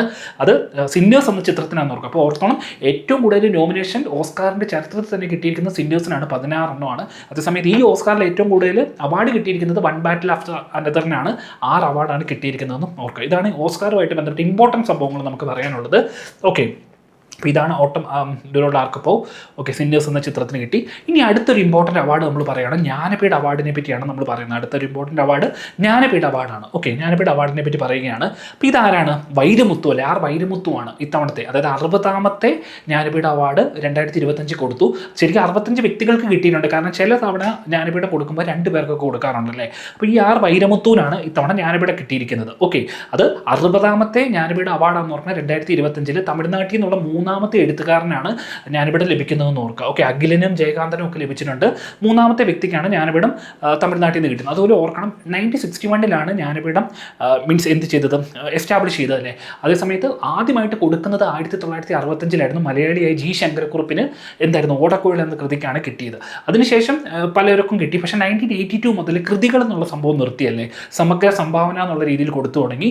അങ്ങനെ കൊടുത്തു അല്ലേ. ആദ്യമായിട്ടൊരു വനിതയ്ക്ക് കിട്ടുന്നത് 1976 ആശാപൂർണ്ണ ദേവിക്കായിരുന്നു. പ്രഥമ പ്രതി ശ്രുതി എന്ന് പറഞ്ഞ കൃതിക്കായിരുന്നു അല്ലേ കിട്ടിയത്. ഓക്കെ, അങ്ങനെ കുറേ പേർക്ക് കിട്ടിയല്ലേ. അപ്പം പിന്നെ ഒരു കാര്യം ഇമ്പോർട്ടൻറ്റ്, ജ്ഞാനപീഠം മരണശേഷം കൊടുക്കത്തില്ല, പോസ്റ്റ്മസ്ലി കൊടുക്കുന്ന ഒരു അവാർഡല്ല ജ്ഞാനപീഠം. അതുപോലെ 11 ലക്ഷം രൂപയാണ് ജ്ഞാനപീഠത്തിൻ്റെ പ്രൈസ് മണി എന്ന് ഓർക്കുക. 11 lakhs 11 ലക്ഷം രൂപയാണ് ജ്ഞാനപീഠത്തിൻ്റെ പ്രൈസ് മണി എന്ന് ഓർക്കുക. അതുപോലെ ഏറ്റവും കൂടുതൽ തവണ ജ്ഞാനപീഠം കിട്ടിയിരിക്കുന്ന ലാംഗ്വേജ് ഏതാണെന്ന് ചോദിച്ചാൽ അത് ഹിന്ദിയാണെന്ന് ഓർക്കുക. 12 വട്ടമാണ് ഹിന്ദിക്ക് കിട്ടിയിരിക്കുന്നത്. ജ്ഞാനപീഠം 12 വട്ടം ഹിന്ദിക്ക് കിട്ടിയിട്ടുണ്ട്. 22 ഷെഡ്യൂൾഡ് ലാംഗ്വേജസിനും ഇംഗ്ലീഷിനുമാണ് ജ്ഞാനപീഠം കൊടുക്കുന്നത്. ഒറിജിനലി 22 ഷെഡ്യൂൾഡ് ലാംഗ്വേജസിന് മാത്രമായിരുന്നു. 49th ജ്ഞാനപീഠം മുതൽ ഇംഗ്ലീഷും കൂടെ അതിൽ ഇൻട്രൊഡ്യൂസ് ചെയ്തു. ഓക്കെ, അങ്ങനെയാണ് ജ്ഞാനപീഠമായിട്ട് ബന്ധപ്പെട്ട ഇമ്പോർട്ടൻറ്റ് കാര്യങ്ങൾ പറയാനുള്ളത്. അപ്പോൾ അവർക്ക് 2025 ജ്ഞാനപീഠം 60ാമത്തെ ജ്ഞാനപീഠം കിട്ടിയത് വൈരമുത്തുവിനായിരുന്നു. അതേ സമയത്ത് ഓക്കെ, ജ്ഞാനപീഠം കിട്ടി 2025 60ാമത്തെ വൈരമുത്തു തമിഴ്നാട്ടിൽ നിന്നാന്ന് പറഞ്ഞു. അതേസമയത്ത് 2024 ആർക്കാണ് കിട്ടിയത്, 59ാമത്തെ ജ്ഞാനപീഠം കിട്ടിയത് വിനോദ് കുമാർ ശുക്ലയ്ക്കായിരുന്നു അല്ലേ. ഛത്തീസ്ഗറിൽ നിന്നുള്ള വ്യക്തിയായിരുന്നു, ഹിന്ദി ലാംഗ്വേജിലാണ് കിട്ടിയത്. അതുപോലെ ഛത്തീസ്ഗറിൽ നിന്ന് ജ്ഞാനപീഠം കിട്ടിയ ആദ്യത്തെ വ്യക്തിയായിരുന്നു വിനോദ് കുമാർ ശുക്ല. അദ്ദേഹം അന്തരിച്ചായിരുന്നു, അതുകൊണ്ട് തന്നെ അത് ഇമ്പോർട്ടൻ്റ് ആണ്. അപ്പോൾ ഓർത്തോണം, 2025 60ാമത്തെ ജ്ഞാനപീഠം കിട്ടിയത് വൈരമുത്തുവിന് തമിഴ്നാട്ടിലായിരുന്നു. അതുപോലെ ജ്ഞാനപീഠ അവാർഡ് 2024 59ാമത്തെ ജ്ഞാനപീഠം കിട്ടിയത് വിനോദ് കുമാർ ശുക്ലയ്ക്കായിരുന്നു. ഹിന്ദി ലാംഗ്വേജ് ആണ് അദ്ദേഹത്തിന് കിട്ടിയത്. ഛത്തീസ്ഗറിൽ നിന്ന് ജ്ഞാനപീഠം കിട്ടിയ ആദ്യത്തെ വ്യക്തിയായിരുന്നു വിനോദ് കുമാർ ശുക്ല എന്ന് ഓർക്കുക. അദ്ദേഹം അന്തരിച്ചായിരുന്നു, അതുകൊണ്ട് അത് ഇമ്പോർട്ടൻ്റ് ആണ്. ഓക്കെ, അത് ഓർക്കുക. ഓക്കെ, ഇനി നമ്മൾ പറയുന്നത് കുറച്ച് ബുക്സ് ആണ്, ഇമ്പോർട്ടൻറ്റ് ബുക്സുമായിട്ട് ബന്ധപ്പെട്ട് ഇവിടെ ചോദിക്കുന്ന ചോദ്യങ്ങൾ ഇങ്ങനെയൊക്കെയാണ്. ഇത് കേട്ടോ, the emergency diaries the years that folk day leader എന്ന് പറഞ്ഞാൽ 2025 റിലീസ് ചെയ്തൊരു ബുക്കാണ്. ഇത് ആരാണ് എഴുതിയത്? അമിത്ഷാ എഴുതിയ ബുക്കാണ്. ഇതൊരു ചോദ്യമായിട്ട് ചോദിച്ചിരുന്നു. അപ്പം ഇതുമായിട്ട് ബന്ധപ്പെട്ട് ഇങ്ങനത്തെ കുറച്ച് റീസെൻ്റ് ആയിട്ടുള്ള കുറേ ബുക്സുകളാണ് നമ്മളിവിടെ പറയുന്നത്. അപ്പോൾ അരുൺ ജെയ്റ്റ്ലിനെ പറ്റി ഒരു ബുക്ക് ഇറങ്ങിയിരുന്നു. ആ ബുക്കിൻ്റെ പേര് the life and legacy of Arun Jaitley എന്നാണ്. അത് സുമന്ത് ബത്ര എന്ന് പറഞ്ഞ വ്യക്തിയാണ് എഴുതിയത്. The life and legacy of Arun Jaitley, Sumant ബത്രയാണ് ആ ബുക്ക് എഴുതിയിരിക്കുന്നതെന്ന് ഓർക്കുക. റീസെൻ്റ് ആയിട്ട് റിലീസ് ചെയ്ത ബുക്കുകളാണ്. ഓക്കെ, ദെൻ ദ്രൗപദി മുർമുവായിട്ട് ബന്ധപ്പെട്ടൊരു ബുക്ക് പുറത്തിറങ്ങിയിരുന്നു. ആ ബുക്കിൻ്റെ പേര് ഇതായിരുന്നു, തെലുങ്ക് ലാംഗ്വേജിലാണ് എഴുതിയത്. അഗ്നി സരസ്വരു വികസൻസിൻ കമലം ദ്രൗപദി മുർമു. അത് അങ്ങനെ ഒരു ബുക്ക് ഇറങ്ങിയിരുന്നു. അത് മീൻസ് എഴുതിയത് ആരാന്ന് ഓർക്കുക, മെമ്പർ ഓഫ് പാർലമെൻറ്റ്, പഴയ ഒരു ഫോമർ മെമ്പർ ഓഫ് പാർലമെൻറ്റായ യർലഗഡ ലക്ഷ്മി പ്രസാദ് എന്ന് പറഞ്ഞ വ്യക്തിയാണ് ഈ ബുക്ക് എഴുതിയത്. ഓക്കെ, ജസ്റ്റ് നോക്കി വെക്കുക. അപ്പം അത് യർലഗഡ ലക്ഷ്മി പ്രസാദാണ് ഈ ബുക്ക് എഴുതിയതെന്ന് ഓർക്കുക. ദ്രൗപദി മുർമു ഇന്ത്യയുടെ എത്രാമത്തെ രാഷ്ട്രപതിയായിരുന്നു? 15ാമത്തെ രാഷ്ട്രപതിയാണല്ലേ. 15ാമത്തെ രാഷ്ട്രപതിയാണ്. ഏറ്റവും പ്രായം കുറഞ്ഞ രാഷ്ട്രപതിയാണ് ദ്രൗപദി മുർമു എന്ന് പറഞ്ഞാൽ. ദ്രൗപദി മുർമു ഇന്ത്യയുടെ രാഷ്ട്രപതി ആവുന്നതിന് മുമ്പ് ജാർഖണ്ഡിൻ്റെ ഗവർണർ ആയിരുന്നു അല്ലേ. ശരിക്കും ഒഡീഷക്കാരിയാണ്, ചാന്താൾ ട്രൈബിൽപ്പെട്ട വ്യക്തിയാണ്. ഓക്കെ, അപ്പം അത് ഓർത്തോണം. അപ്പോൾ ദ്രൗപദി മുർമുവിനെ പറ്റിയാണ് നമ്മൾ പറഞ്ഞത്. ഓക്കെ, ഇനി അടുത്തത് നമ്മൾ പറയുന്നത് 4 Stars of Destiny. ഒരുപാട് വിവാദങ്ങൾ ഉണ്ടാക്കിയ ബുക്കാല്ലേ 4 Stars of Destiny. അപ്പോൾ ഈ book general Manoj Mukund Naravane, MM Naravane എഴുതിയതാണ്. റിലീസ് ചെയ്യാനൊന്നും അനുവദിച്ചില്ല. പെൻഗിൻ ബുക്സ് ആണ് പബ്ലിഷ് ചെയ്തത്. അതും ഇമ്പോർട്ടൻ്റ് ആണ്, കാരണം കഴിഞ്ഞോട് അരുന്ധതി റോയുടെ ഒരു ബുക്കുമായിട്ട് ബന്ധപ്പെട്ട് അതിൻ്റെ പബ്ലിക്കേഷൻ ആരായിരുന്നു എന്ന് ചോദിച്ചായിരുന്നു. അപ്പോൾ അത് ഓർത്തോണം, പെൻഗിൻ ബുക്സ് ആണ് ഈ ബുക്ക് പബ്ലിഷ് ചെയ്തത്. പക്ഷേ ഇത് റിലീസ് ചെയ്യാൻ സമ്മതിച്ചിട്ടില്ല. അപ്പോൾ 4 Stars of Destiny എന്ന് പറഞ്ഞാൽ ജനറൽ MM നരവനയുടെ ബുക്കാണെന്ന് ഓർക്കുക. 4 Stars of Destiny. ഓക്കെ, ഇനി പ്രണോസ് ഓഫ് ഇന്ത്യ എന്ന് പറഞ്ഞ ഒരു സംഭവമുണ്ട്. അത് ആരാണ് ഇറക്കിയതെന്ന് ചോദിച്ചാൽ കണ്ടോ, അടൽ ഇന്നൊവേഷൻ മിഷനാണ്, നീതി ആയോഗിൻ്റെ അണ്ടറിലുള്ള അവരെ ഇറക്കിയ ബുക്കാണ് പ്രണോസ് ഓഫ് ഇന്ത്യ എന്ന് പറഞ്ഞാൽ. അത് ഇന്ത്യ ഇമ്പാക്ട് സമ്മിറ്റ് 2026 അത് ന്യൂഡൽഹിയിൽ വെച്ചാണ് റിലീസ് ചെയ്തതെന്ന് ഓർക്കുക. ഓക്കെ, അപ്പോൾ അത് നീതി ആയോഗിൻ്റെ അണ്ടറിലുള്ളതാണ്, അടൽ ഇന്നൊവേഷൻ മിഷൻ അവർ റിലീസ് ചെയ്തതാണെന്ന് ഓർക്കുക. ഓക്കെ, ഇനി എ ഇമ്പാക്ട് സ്റ്റാർട്ടപ്പ് ബുക്ക് ഇതാരാണ് ഇറക്കിയത്? എ ഇമ്പാക്ട് സ്റ്റാർട്ടപ്പ് ബുക്ക് എന്ന് പറഞ്ഞാൽ ministry of electronics and IT ആണ് a impact startup book India a impact സമ്മിറ്റിൽ 2026 പുറത്തിറക്കുന്നത്. ആരാണ് നമ്മുടെ മിനിസ്ട്രി ഓഫ് ഇലക്ട്രോണിക്സ് ആൻഡ് ITയുടെ മിനിസ്റ്റർ ആരാണ്? അശ്വിനി വൈഷ്ണവ് ആണല്ലേ. അദ്ദേഹം തന്നെയാണ് റെയിൽവേ മിനിസ്റ്റർ എന്നും ഓർക്കുക. ഓക്കെ, അപ്പം A impact startup book ministry of electronics and IT പുറത്തിറക്കിയതാണെന്ന് ഓർക്കുക. ഓക്കെ, ദെൻ അടുത്തത് NCERT ക്ലാസ് 8 ബുക്ക് ഇപ്പം വിവാദമായിരുന്നു. അപ്പോൾ ഇത് എന്തുകൊണ്ട് വിവാദമായെന്ന് ചോദിച്ചാൽ സുപ്രീം കോർട്ട് ബാൻ ചെയ്തു ഇതിൻ്റെ സർക്കുലേഷൻ NCERT ക്ലാസ് 8 ബുക്ക്. അപ്പം ജുഡീഷ്യറി കറപ്ഷൻ ചാപ്റ്റർ കാരണം ഏത് ബുക്കാണ് സുപ്രീം കോർട്ട് നിരോധിച്ചതെന്ന് ചോദിച്ചാൽ NCERT ക്ലാസ് 8 ബുക്കാണെന്ന് ഓർക്കുക. ക്ലാസ് 8 ബുക്കാണെന്ന് ഓർക്കുക. അങ്ങനെയും വേണമെങ്കിൽ ചോദിക്കാം. ഓക്കെ, ദെൻ അടുത്തത് അടൽ ബിഹാരി വാജ്പേയിനെ പറ്റി ഒരു ബുക്ക് ഇറങ്ങിയിരുന്നു. അതിനെപ്പറ്റിയാണ് പറയുന്നത്. അതിൽ Atal Bihari Vajpayee the eternal statesman എന്ന് പറഞ്ഞ ബുക്ക് ആരാ എഴുതിയത്? വിജയ് ഗോയൽ എന്ന് പറഞ്ഞ വ്യക്തി എഴുതിയിരുന്നു. Atal Bihari Vajpayee the eternal statesman എഴുതിയത് വിജയ് ഗോയൽ ആണെന്ന് ഓർക്കുക. ഓക്കെ, ദെൻ ലാൽ ബഹദൂർ ശാസ്ത്രിയായിട്ട് ബന്ധപ്പെട്ട് ഒരു ബുക്ക് ഇറങ്ങിയിരുന്നു. The great conciliator Lal Bahadur ശാസ്ത്രിയാണ്. അത് എഴുതിയത് സഞ്ജീവ് ചോപ്രയാണെന്ന് ഓർക്കുക. The great conciliator Lal Bahadur Shastri and the transformation of India, Sanjeev ചോപ്രയാണ് എഴുതിയെന്ന് ഓർക്കുക. ലാൽ ബഹദൂർ ശാസ്ത്രിക്ക് എന്താണ് ഒരു കുറേ റെക്കോർഡുകളുണ്ടല്ലേ. ഭാരതരത്നം പോസ്റ്റ്മസ്ലി കിട്ടിയ ആദ്യത്തെ വ്യക്തിയാണ്. 1966 ഭാരതരത്നം പോസ്റ്റ്മസ്ലി ഇദ്ദേഹത്തിന് കിട്ടുന്നത്. അതുപോലെ 1966 ജനുവരി 10 അദ്ദേഹം താഷ്കന്ത് എഗ്രിമെൻറ്റ് ഉസ്ബെക്കിസ്ഥാൻ വെച്ച് സൈൻ ചെയ്യുന്നു. അതിനുശേഷം പിറ്റേന്ന് ജനുവരി 11 ഇദ്ദേഹം മരിക്കുന്നതല്ലേ. ഓക്കെ, അപ്പം ലാൽ ബഹദൂർ ശാസ്ത്രിയെ പറ്റി എഴുതിയ ബുക്കാണ് സഞ്ജീവ് ചോപ്ര എഴുതുന്നത്. ദ ഗ്രേറ്റ് കൺസിലേറ്റർ എന്ന് പറഞ്ഞ ബുക്കെന്ന് ഓർക്കുക. Okay, then the curious and the classified ഇദ്ദേഹത്തിൻ്റെ വേറൊരു ബുക്കിനെ പറ്റി നമ്മൾ പറഞ്ഞിരുന്നു. The curious and the classified എഴുതിയതും MM നരവനെയാണെന്ന് ഓർക്കുക. ജനറൽ മനോജ് നരവനെയാണ് the curious and the classified unearthing military myths and mysteries എന്നൊരു ബുക്ക് എഴുതിയതെന്ന് ഓർക്കുക. അതപ്പോൾ അദ്ദേഹത്തിൻ്റെ രണ്ട് ബുക്കുകൾ ഇപ്പം ന്യൂസിലുണ്ടെന്ന് ഓർക്കുക. ഓക്കെ, അപ്പം ഇത് ഓർക്കുക. MM നരവനെയാണ്. അദ്ദേഹത്തിൻ്റെ 4 സ്റ്റാർസ് ഓഫ് ഡെസ്റ്റിനി നമ്മൾ പറഞ്ഞു റിലീസ് ചെയ്യാൻ സമ്മതിച്ചില്ല എന്നൊക്കെ പറഞ്ഞു. പാർലമെൻറ്റിൽ രാഹുൽ ഗാന്ധി ഈ ബുക്ക് ഉയർത്തിപ്പിടിക്കുകയൊക്കെ ചെയ്തായിരുന്നു അല്ലേ. അപ്പോൾ അതൊക്കെ ന്യൂസിലുണ്ടായിരുന്നു. അപ്പോൾ ഈ രണ്ട് ബുക്കുകൾ ഇമ്പോർട്ടൻ്റ് ആണ്. ദ ക്യൂരിയസ് ആൻഡ് ദ ക്ലാസിഫൈഡും 4 സ്റ്റാർസ് ഓഫ് ഡെസ്റ്റിനി. ഇത് രണ്ടും എഴുതിയത് മനോജ് മുകുന്ദ് നരവനെ, MM നരവനെയാണെന്ന് ഓർക്കുക. ഓക്കെ, അടുത്തത് വെൻ ഓഡിറ്റ് മാറ്റേഴ്സ് എന്നൊരു ബുക്ക് എഴുതിയത് ആരാണ്? നമ്മുടെ 11ാമത്തെ CAG ആയിരുന്ന വ്യക്തിയായിരുന്നു, കൺട്രോളർ ആൻഡ് ഓഡിറ്റ് ജനറലായ വ്യക്തിയായിരുന്നു വിനോദ് റായി ആണ്. വിനോദ് റായി എഴുതിയതാണ് CAG interventions that made a difference. Vinod Rai എഴുതിയ ബുക്കാണെന്ന് ഓർക്കുക. CAG വിനോദ് റായി എഴുതിയ ബുക്കാണ്. അപ്പോൾ നമ്മുടെ ഇപ്പോഴത്തെ CAG ആരാണ്? ഇപ്പോഴത്തെ CAG 15ാമത്തെ CAG ആണെന്ന് ഓർക്കുക. ആരാണ്? K സഞ്ജയ് മൂർത്തി അല്ലേ. കുന്ദു സഞ്ജയ് മൂർത്തിയാണ് ഇന്ത്യയുടെ 15ാമത്തെ CAG എന്ന് ഓർക്കുക. ആർട്ടിക്കിൾ 148 വഴിയാണല്ലേ CAG വരുന്നത്. ഓക്കെ, അപ്പം CAGയുടെ ഏജ് എത്രയാണ്? 65 വയസ്സ് അല്ലെങ്കിൽ 6 വർഷം അല്ലേ. ഇതാണ് CAGയുടെ റിട്ടയർമെൻറ്റ് ഏജ് എന്ന് പറയുന്നത് അല്ലേ. അപ്പം when audit matters CAG interventions that made a difference എന്ന് പറഞ്ഞാൽ ഇന്ത്യയുടെ 11ാമത്തെ CAG നമ്മുടെ തൃശ്ശൂരിൻ്റെ കളക്ടറൊക്കെ ആയിരുന്നു അല്ലേ. അദ്ദേഹം CAG വിനോദ് റായി ആണ് ആ ബുക്ക് എഴുതിയതെന്ന് ഓർക്കുക. ഓക്കെ, അടുത്തത് PL പണിക്കർ, പുതുവയിൽ നാരായണ പണിക്കർ അല്ലേ. ശരിക്കും അദ്ദേഹത്തിൻ്റെ മരണദിനം ചരമദിനമായ ജൂൺ 19 ഇന്ത്യയിൽ നാഷണൽ റീഡിംഗ് ഡേ ആയിട്ട് സെലിബ്രേറ്റ് ചെയ്യുന്നതല്ലേ. ഇന്ത്യയിൽ നാഷണൽ റീഡിംഗ് ഡേ ആയിട്ട് സെലിബ്രേറ്റ് ചെയ്യുന്നത് PN പണിക്കരുടെ ചരമദിനമാണ്, മരിച്ച ദിവസമാണല്ലേ. അപ്പം ഈ PN പണിക്കരെ പറ്റി ഒരു ബുക്ക് ഈയിടയ്ക്ക് എഴുതിയിരുന്നു. ലൈബ്രറി മാൻ ഓഫ് ഇന്ത്യ എന്നാണ് ആ ബുക്കിൻ്റെ പേര്. അപ്പോൾ ഈ ലൈബ്രറി മാൻ ഓഫ് ഇന്ത്യ എന്ന ബുക്ക് എഴുതിയത് PP സത്യനാണെന്ന് ഓർക്കുക. PP സത്യൻ. അപ്പോൾ ലൈബ്രറി മാൻ ഓഫ് ഇന്ത്യ എന്ന് പറഞ്ഞ ബുക്ക് PP സത്യൻ എഴുതി. അത് ആരെ പറ്റിയാണെന്ന് ചോദിച്ചാൽ PM പണിക്കരാണെന്ന് ഓർക്കുക. PM പണിക്കറിൻ്റെ ചരമദിനമാണ് ഇന്ത്യയിൽ ജൂൺ 19. എന്താണ്? നാഷണൽ റീഡിംഗ് ഡേ ആയിട്ട് സെലിബ്രേറ്റ് ചെയ്യുന്നത്. ഇന്ത്യയിൽ നാഷണൽ റീഡിംഗ് ഡേ ആയിട്ട് സെലിബ്രേറ്റ് ചെയ്യുന്നത് ജന്മദിനമല്ല, മരിച്ച ദിവസമാണ് ജൂൺ 19. അതുപോലെ June 19 world sickle cell anaemia day ആയിട്ട് സെലിബ്രേറ്റ് ചെയ്യുന്നുണ്ടല്ലേ. World sickle cell anaemia day ആയിട്ട് അരിവാൾ ചുറ്റുക രോഗം എന്ന് പറയില്ലേ, അതിൻ്റെ ദിവസം ജൂൺ 19. അതുപോലെ ഈ സിക്കിൾ സെൽ അനീമിയ ഇന്ത്യയിൽ നിന്ന് എലിമിനേഷൻ ചെയ്യാനുള്ള വർഷമായിട്ട് നമ്മൾ പറഞ്ഞിരിക്കുന്നത് 2047. ജസ്റ്റ് പറഞ്ഞതേ ഉള്ളൂ. ഓക്കെ, സിക്കിൾ സെൽ അനീമിയൊക്കെ ന്യൂസിലുണ്ട്, അതുകൊണ്ട് ജസ്റ്റ് കൂടുതൽ പറഞ്ഞതേ ഉള്ളൂ. ഓക്കെ, അപ്പോൾ അത് ഓർക്ക്. നാഷണൽ റീഡിംഗ് ഡേ ജൂൺ 19 അദ്ദേഹത്തിൻ്റെ ഡെത്ത് ആനിവേഴ്സറി ആണ്. അപ്പോൾ ലൈബ്രറി മാൻ ഓഫ് ഇന്ത്യ എന്ന് പറഞ്ഞ ബുക്ക് ചെയ്തത് PP സത്യനാണെന്ന് ഓർക്കുക. ഓക്കെ, അപ്പം അടുത്ത ടോപ്പിക്കിലേക്ക് പോകാം. വെരി ഇമ്പോർട്ടൻറ്റ്, ടൈവാൻ ട്രാവലോഗ് എന്ന് പറഞ്ഞ ബുക്ക് എഴുതിയത് ആരാണ്? ഇതിൻ്റെ ഇമ്പോർട്ടൻസ് എന്താണ്? ഇതിന് ഇൻ്റർനാഷണൽ ബുക്കർ പ്രൈസ് കിട്ടിയല്ലേ. തൈവാൻ ട്രാവലോഗിന് ഇൻ്റർനാഷണൽ ബുക്കർ പ്രൈസ് കിട്ടി. അപ്പം ബുക്കർ പ്രൈസ് കിട്ടിയ ബുക്കാണ്. ഫസ്റ്റ് മൻഡാരിൻ ലാംഗ്വേജിൽ ആദ്യമായിട്ടാണ് ഒരു ഇൻ്റർനാഷണൽ ബുക്കർ പ്രൈസ് കിട്ടുന്നത്. ബുക്കർ പ്രൈസും ഇൻ്റർനാഷണൽ ബുക്കർ പ്രൈസും രണ്ടാണെന്ന് ഓർക്കണം, മാറിപ്പോകല്. അപ്പം യാങ് ഷുവാങ്ഷിയും ലിൻകിങ്, യാങ് ഷുവാങ്ഷിയാണ് ഒറിജിനലി എഴുതിയത്. അത് ട്രാൻസ്ലേറ്റ് ചെയ്ത വ്യക്തിയാണ് ലിൻകിങ്. 2026 ഇൻ്റർനാഷണൽ ബുക്കർ പ്രൈസ് കിട്ടി തൈവാൻ ട്രാവലോഗ് എന്ന നോവലിന്. അപ്പം മൻഡാരിൻ ചൈനീസ് ട്രാൻസ്ലേഷൻ ആദ്യമായിട്ടാണ് ഇൻ്റർനാഷണൽ ബുക്കർ പ്രൈസ് കിട്ടുന്നതെന്നും ഓർക്കുക. ഓക്കെ, അടുത്തത് അപ്നാപ്പൻ എന്ന് പറഞ്ഞ ബുക്ക് എഴുതിയതാരാണ്? നമ്മുടെ റൂറൽ ഡെവലപ്മെൻറ്റ് മിനിസ്റ്റർ, അതുപോലെ അഗ്രികൾച്ചർ ആൻഡ് ഫാമേഴ്സ് വെൽഫെയറിൻ്റെ മിനിസ്റ്ററും, അതുപോലെ ബി റാംജി പേര് മാറ്റാൻ വേണ്ടി പാർലമെൻറ്റിൽ അവതരിപ്പിച്ച ഇദ്ദേഹമായിരുന്നു. ശിവരാജ് സിംഗ് ചൗഹാൻ എഴുതിയതാണെന്ന് ഓർക്കുക. Apnapan is a book authored by Shivraj Singh Chauhan എഴുതിയ ബുക്കാണെന്ന് ഓർക്കുക. അതും റീസെൻ്റ് ആയിട്ട് റിലീസ് ചെയ്ത ബുക്കാണ്. ഓക്കെ, അപ്പം ഇത്രയും കാര്യങ്ങളാണ് നമുക്ക് പറയാനുള്ളത്.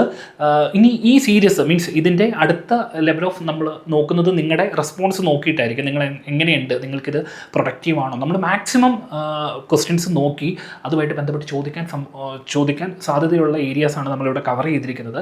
അപ്പം നിങ്ങളുടെ അഭിപ്രായവും കമൻസും എല്ലാം നോക്കിയിട്ടായിരിക്കും നമ്മൾ ഇതിൻ്റെ ബാക്കി കണ്ടിന്യൂവേഷൻ നമ്മൾ ചെയ്യുന്നത്. അപ്പം ഇതുപോലത്തെ ഇതിപ്പോൾ നിങ്ങൾക്ക് ഒന്നും അറിയാത്ത ചോദ്യങ്ങളും ഇതിൻ്റെ അകത്ത് പലതും ചോദിക്കാറുണ്ട്. ഇപ്പോൾ ഇത് അങ്ങനത്തെ ഒരു ചോദ്യമാണ്.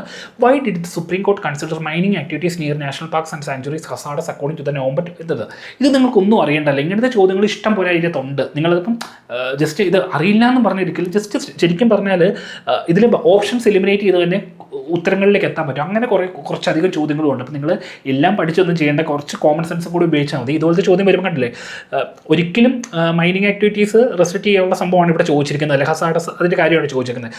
ബിക്കോസ് ദേ ഇൻക്രീസ് ടൂറിസം എന്നൊക്കെ പറഞ്ഞാൽ അതൊക്കെ നെഗറ്റീവാണല്ലേ. ഇതിൽ ശരിക്കും മീൻസ് പോസിറ്റീവായിട്ട് നെഗറ്റീവായിട്ടൊരു സംഭവം എന്ന് പറഞ്ഞാൽ because they are dangerous to wildlife മാത്രമേ ഉള്ളൂ. ബാക്കി 3 ഓപ്ഷനെ നമുക്ക് എലിമിനേറ്റ് ചെയ്ത് കളയാം. അപ്പോൾ നിങ്ങൾ പാനിക് ആവാതെ ക്വസ്റ്റ്യൻസ് ചെയ്യാൻ പറ്റുന്ന ഇഷ്ടംപോലെ ക്വസ്റ്റ്യൻസ് ഇതിൻ്റെ അകത്തുണ്ട്. അപ്പം അത് നിങ്ങൾ ശ്രദ്ധിക്കുക. അങ്ങനത്തെ ക്വസ്റ്റ്യൻസും ഇതിൻ്റെ അകത്തുണ്ട്. നിങ്ങളൊന്നും പഠിക്കാതെ നിങ്ങളുടെ ജസ്റ്റ് കോമൺ സെൻസ് വെച്ചിട്ടും എലിമിനേറ്റ് ചെയ്ത് ഉത്തരത്തിലേക്ക് എത്താൻ പറ്റുന്ന കുറേ ചോദ്യങ്ങൾ അതിൻ്റെ അകത്തുണ്ട്. അപ്പം അതും പാനിക്കാവാതെ ചെയ്യാൻ ശ്രമിക്കുക. അപ്പം ഈ സീരീസ് ഇപ്പം നമ്മൾ ഏകദേശം ഇപ്പം നമ്മൾ കുറച്ചധികം കാര്യങ്ങൾ ഇപ്പോൾ പറഞ്ഞു അല്ലേ, ഡിഫൻസുമായിട്ട് ബന്ധപ്പെട്ട ഡിസ്കസ് ചെയ്തു, അതുപോലെ റിപ്പോർട്ട്സിനെ പറ്റി പറഞ്ഞു, അവാർഡ്സിനെ പറ്റി പറഞ്ഞു. അവാർഡ്സൊക്കെ ഇനിയും കുറച്ചധികം ഉണ്ട്. അപ്പം അതെല്ലാം നമ്മൾ ഡിസ്കസ് ചെയ്യുന്നത് നിങ്ങളുടെ ഈ റെസ്പോൺസ് സംഭവങ്ങൾ കേട്ടിട്ടായിരിക്കും. കാരണം നമ്മളിത് യൂട്യൂബിൽ പ്രൊവൈഡ് ചെയ്യുന്ന ക്ലാസ്സാണ്. അപ്പം നിങ്ങളുടെ റെസ്പോൺസ് എങ്ങനെയാണെന്ന് നോക്കിയിട്ടായിരിക്കും നമ്മൾ അടുത്ത സീരീസ് നമ്മൾ അപ്ലോഡ് ചെയ്യുന്ന എക്സാമിന് മുമ്പ്. അപ്പം എല്ലാവർക്കും നല്ലൊരു മീൻസ് എക്സാം വിഷ് ചെയ്യുന്നു. അതുപോലെ തന്നെ മാക്സിമം നിങ്ങൾ ഈ കണ്ട വീഡിയോസ്, ഇപ്പോൾ ഈ വീഡിയോ ആണെങ്കിലും നിങ്ങൾ കണ്ടിന്യൂസ് റിവിഷൻ എടുക്കാൻ നോക്കുക. നമ്മൾ കുറച്ച് സ്പീഡിലാണ് പോയത്, കാരണം മാക്സിമം കണ്ടൻറ്റ് നിങ്ങൾക്ക് തരണം എന്നുള്ളതുകൊണ്ടാണ് നമ്മൾ മാക്സിമം സ്പീഡിൽ പോയത്. അതുകൊണ്ടാണ്. അപ്പം നന്നായിട്ട് റിവിഷനൊക്കെ എടുക്കുക, നന്നായിട്ട് എഴുതുക. എല്ലാവർക്കും നല്ലൊരു ദിവസം വിഷ് ചെയ്യുന്നു. Thank you.